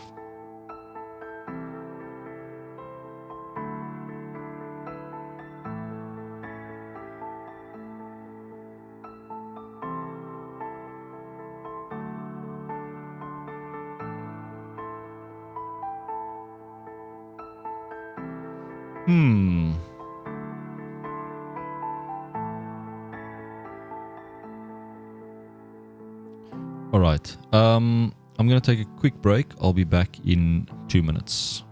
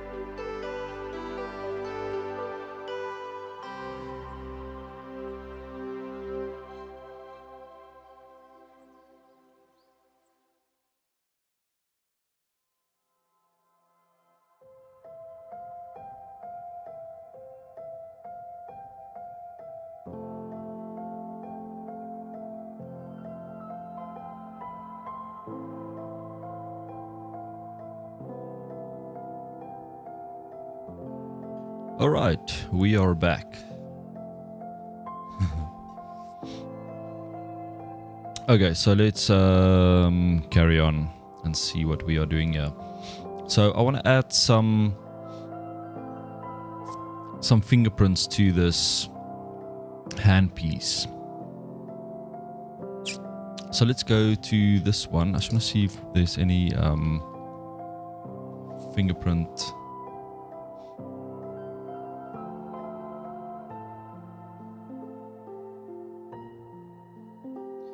Fingerprint smudges on this website.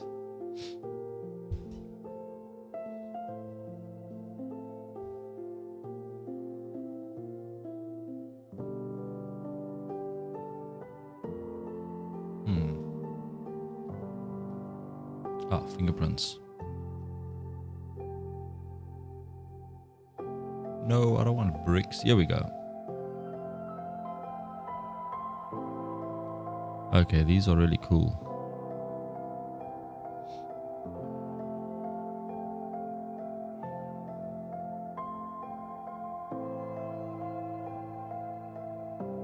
Okay, so let's just download maybe this one.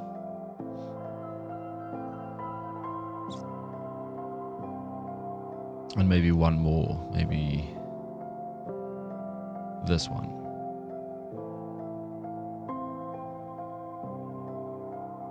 Okay. Let's see how we're going to do these. So first we're going to add a new texture or a material, and we call this fingerprint. And now what we need to do, let me just see quickly. So we need to mix this with the, yeah, we'll probably have to create it on the same, on the black plastic. So I think we can delete that. Yeah, so what I'm going to do, let's bring in our fingerprint and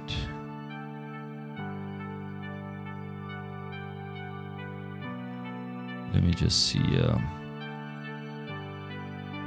I can probably do a few things with it. So I can either use this on the roughness channel, and then we just need to bring in our mapping controls so we can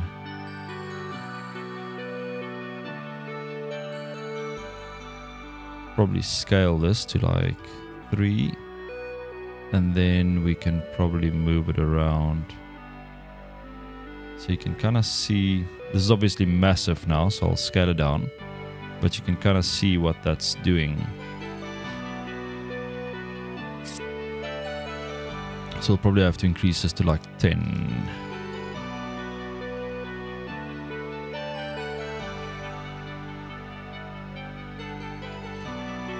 So kinda, it's tiling it very crappy now, so I think we need to rotate something somewhere just to kinda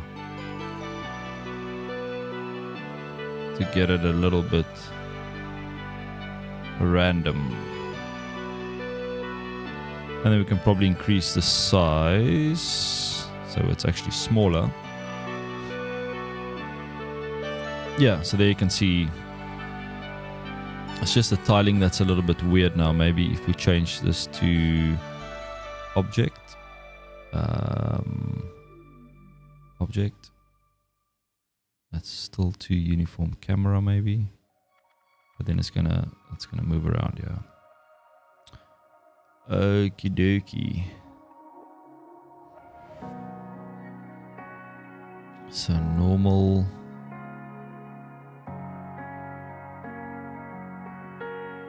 Yeah, it's not really working. Point texture.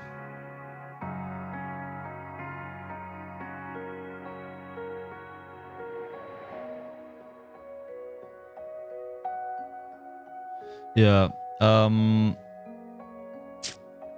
that's not working too well. Let's just set this to vector again.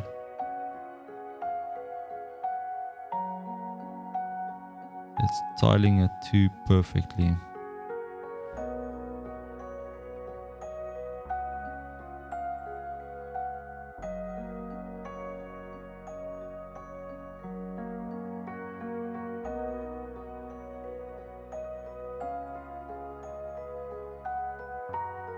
Reflection window, object.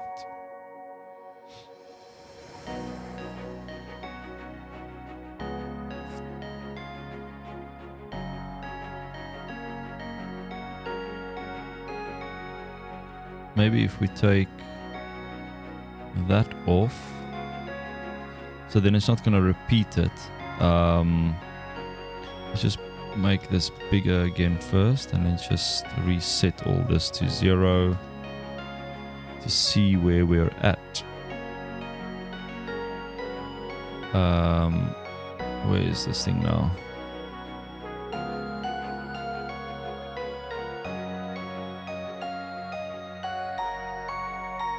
Let's go back to UV, and then we can try and find it.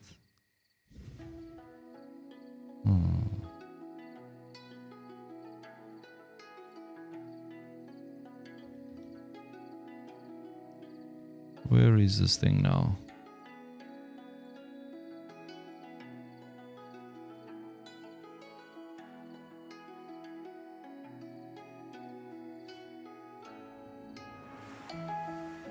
Just make this 1 again.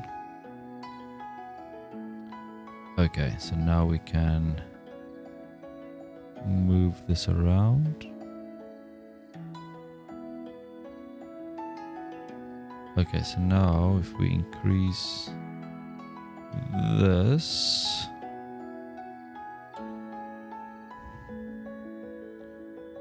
and we kind of just try and keep it in the center, so maybe scale that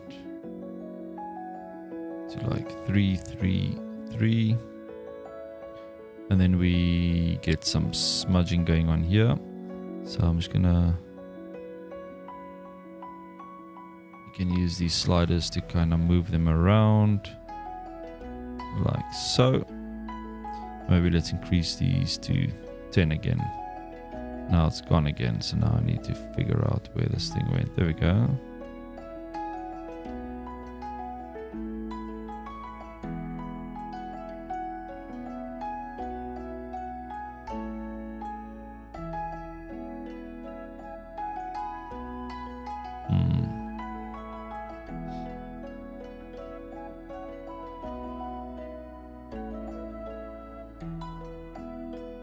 Fingerprint.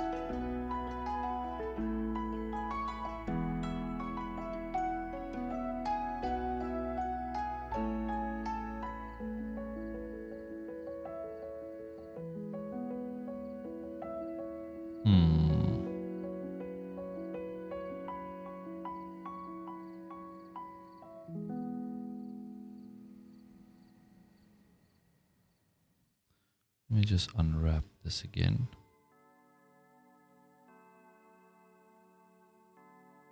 Is it actually?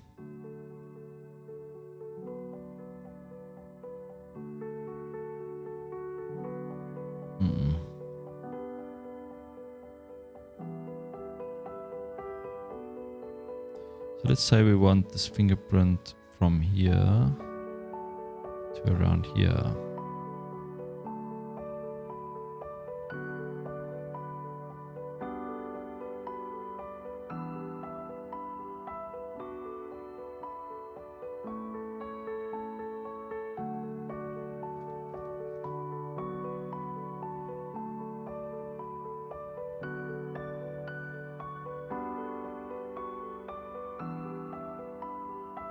Yeah, I don't see it.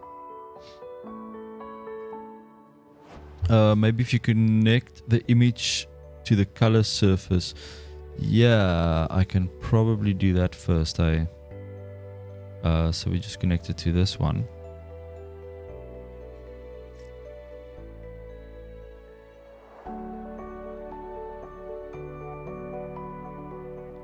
And then let's disconnect that one.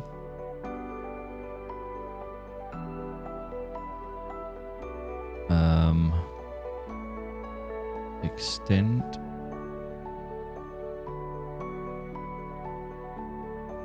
UV to vector. So let me just set this to 1 again. Okay. Yeah, because now I can actually see what I'm doing. This is so weird.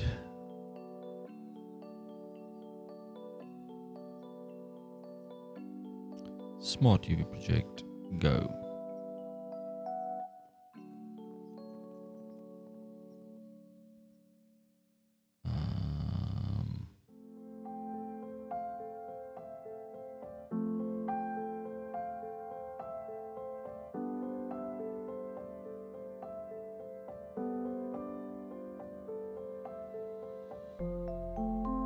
Yeah, I think the UVs are actually the problem here.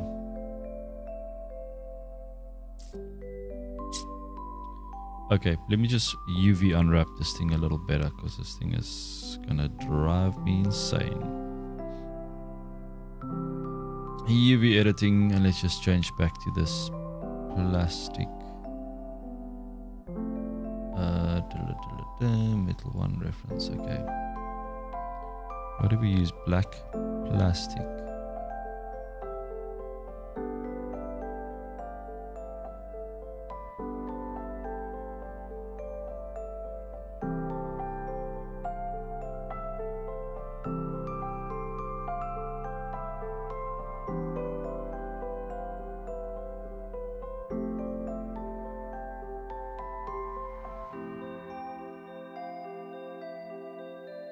Render result, view a node.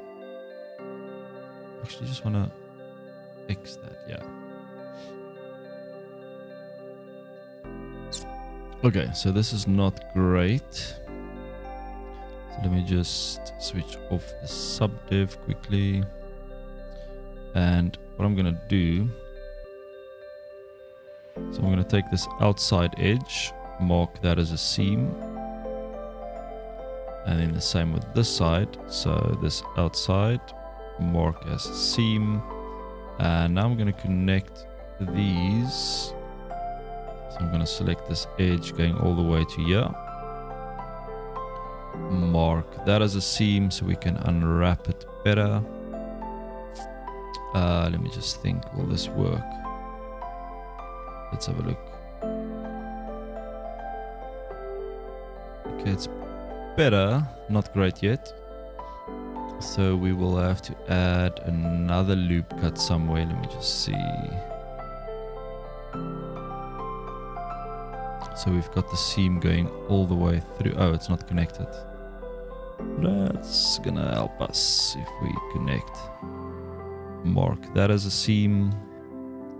I think that should sort it out. And this one, mark as seam. So let's try again. Unwrap. Yeah, that's better. Better, but not perfect. Maybe the UVs are very wrong. Yeah, they are very, very wrong.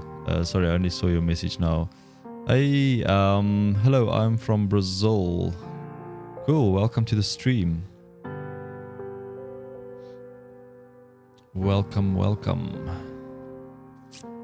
Alright, so let's go and try this again. So we're going to go back to shading. And now this should work better. So if we scale this up, so let's make it like 555. 555. Yeah. So now we can probably position this a bit better.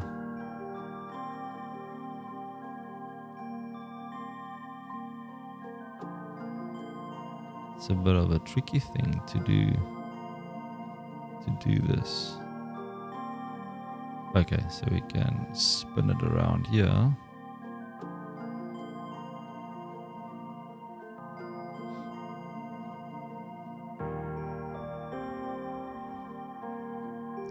So maybe let's make this like 8, 8, 8. And then we can bring this up. Yeah, I should have downloaded a texture with like multiple fingerprints, because now to do one is a bit of a mission. So what is this? I don't think we need any of these, because let's just put this on roughness again, and surface color should just be black. I don't know why the surface color is, I don't know. Okay, so there you can see we have a fingerprint. We have one fingerprint. So I can probably duplicate these and just kind of mix them in. Will that work? I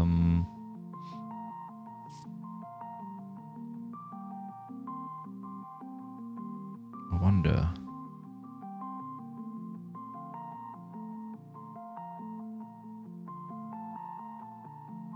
Because this should just be a mix RGB. What is it doing? And a math node after the mapping. Math node after the mapping. You can probably do that. Can I use the math node to duplicate this somehow? Or what is the easy, or do you know what the easiest way is to duplicate this fingerprint to kind of be in different positions? Or will I have to duplicate the actual texture and then just adjust? I don't know, just guessing. Cool, man. Yeah, this is always a guessing game, I suppose. So what we can... Okay, so that does that. So that's obviously the normal color. So if we change this, that will adjust that. Okay, so let's make it black, keep it black, and then this will then go towards the fingerprint, and if we scrub that way, maybe like that. Okay, let's give it a try. So I'm going to duplicate these three, and I'm going to connect this one to here. But it's going to mix them now on top of each other. Eh? Yeah. So let's just put this 50. And then if I move this one, we can have 2. Yeah, it's kind of working. And you can just maybe... I want to rotate this one.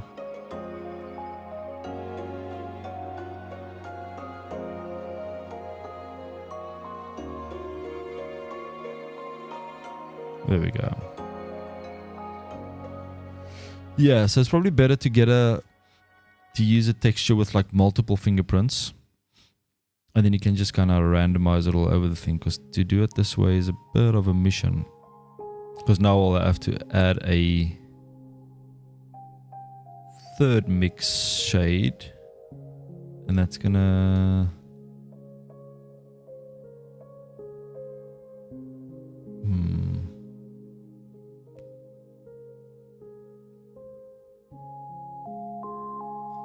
0.5. So I can probably do 0.5 here as well, and then duplicate this a third time. Let's just do 3, that should be fine. Color in there. And then we can move this one around. So maybe let's bring it down all the way. I can't see it now. Where did it go?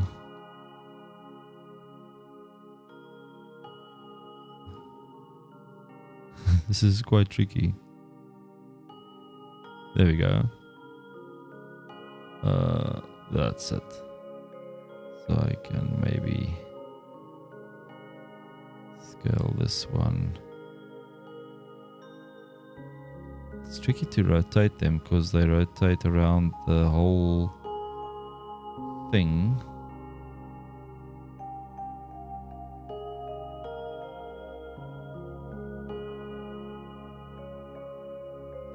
Okay, I've got three fingerprints on here, so maybe that's fine.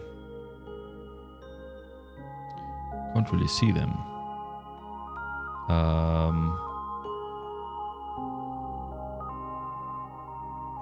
There's one here, and there's one here,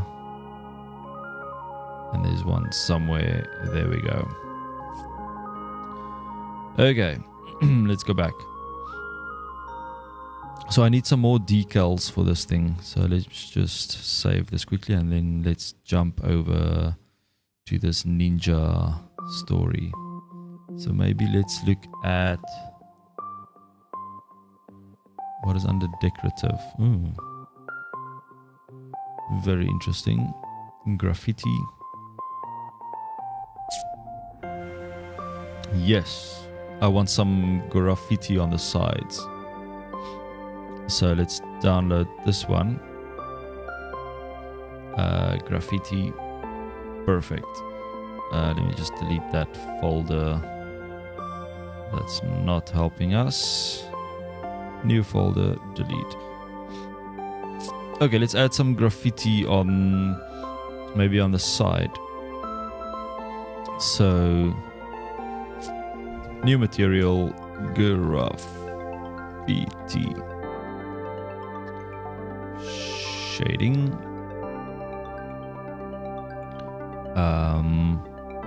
Where are we? Okay, so let's get our brand new texture that we downloaded. Graffiti. There we go. All right, so this one, let's go to UV editing, and then I'm going to switch off that sync button because we don't want to see that right now. And then I want to quickly project these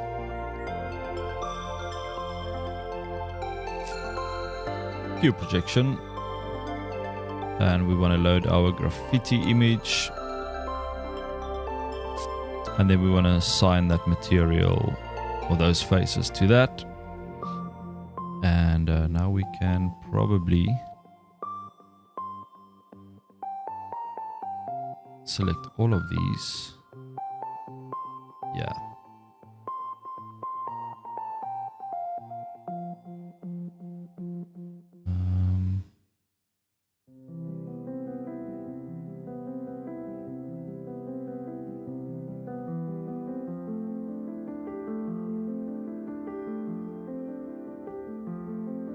Whoa, this is freaking my brain out. Rotate 90.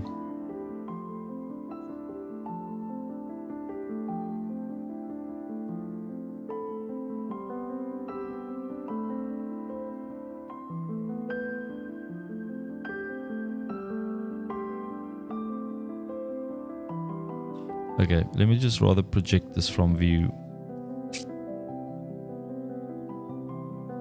because they will probably just spray paint over the edges.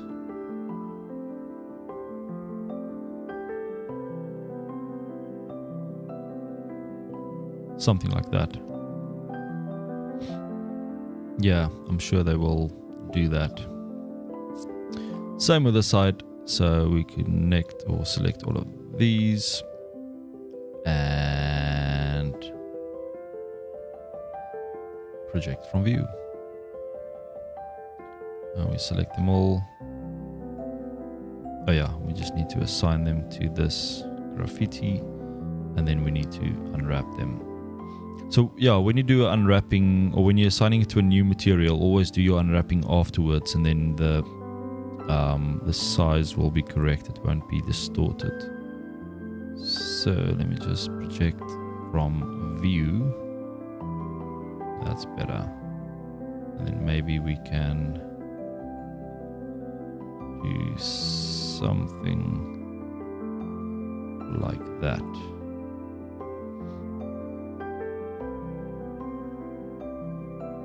Yeah, and then we can just increase the metalness of this as well. Maybe not all the way. 0.8. Okay. So what else do we need? Yeah.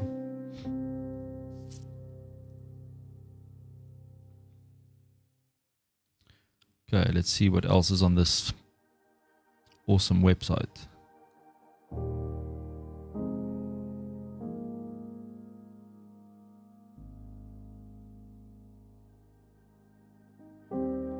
Maybe some stickers.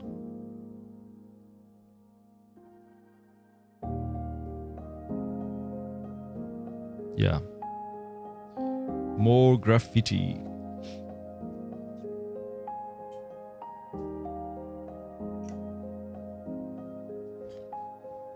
Oh yeah, and by the way, if anyone is looking to download this model, I share them all in the Discord server. So if you go to the Twitch channel and about, you'll see the invite to the Discord server.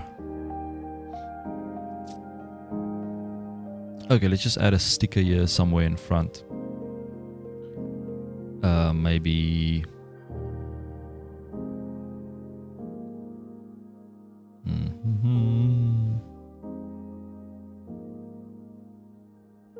Maybe right here. Maybe just subdivide that. No, undo.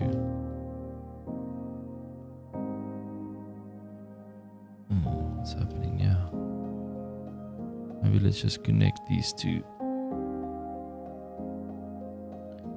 Okay.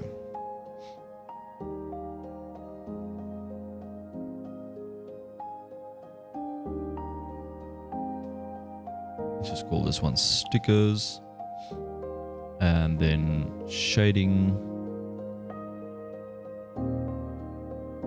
Yeah, the shortcut's definitely a life changer.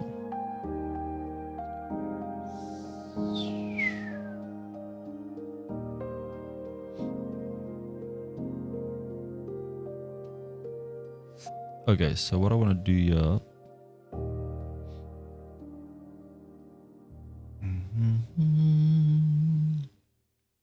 Okay, let's just unwrap this from view.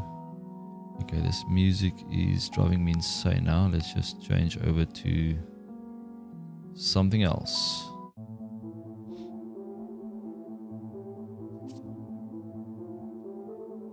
Okay, so this is the face that we have.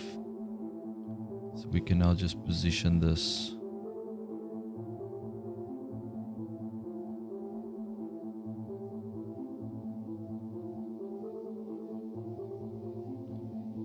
Maybe not like that.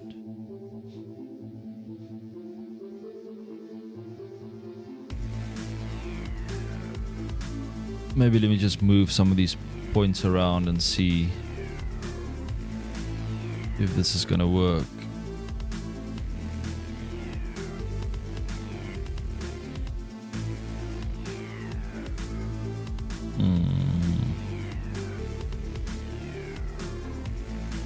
It looks a bit weird. to be honest.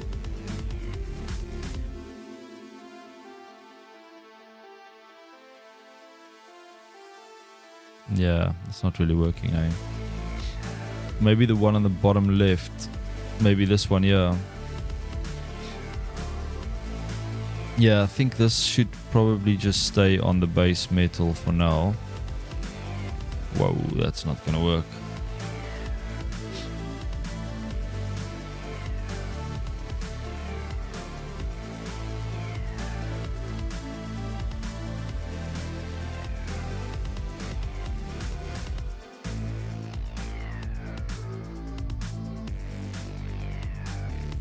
Let me just unwrap these once again.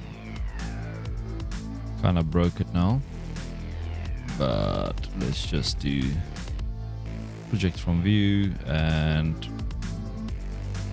scale this.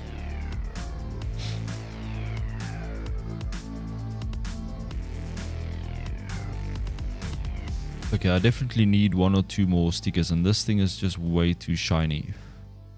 So we'll need to bring this metalness down. Okay, we can leave the metalness maybe there, but the roughness is not working for me.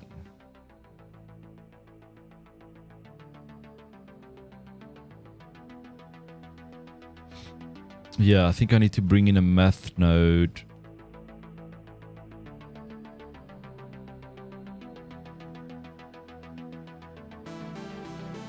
Multiply.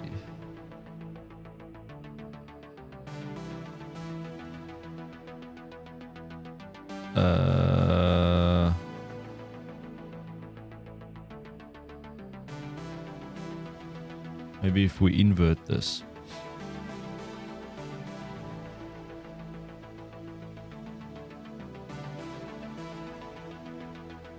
Invert. And then we maybe replace it, yeah?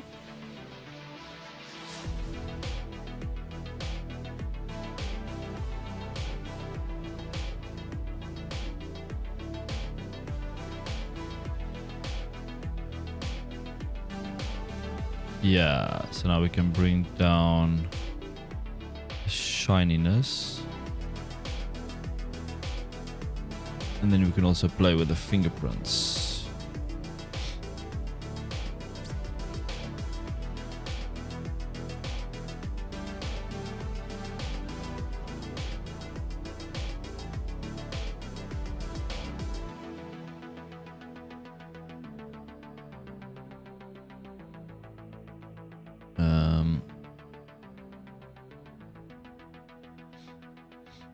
Let me just unwrap this whole front piece again, because this is now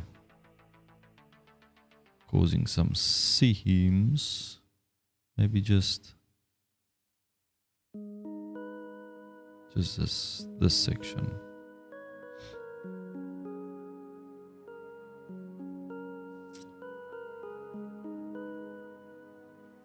Yeah, so that's one kind of plate right there. Alright everybody, I think that's it for today.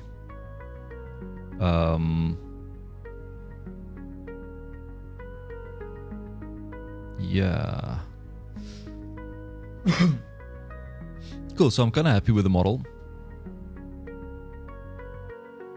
And yeah, so it was a very low poly basic model, and I'll upload it to the Discord server. You can find it in the Twitch about section. So if you go to twitch.ruanlotter, the link here in the top left corner, and then you just go to the about section, you'll find a link there to the invitation to the server, and you can during live streams. Yeah, so thanks to everyone who watched today.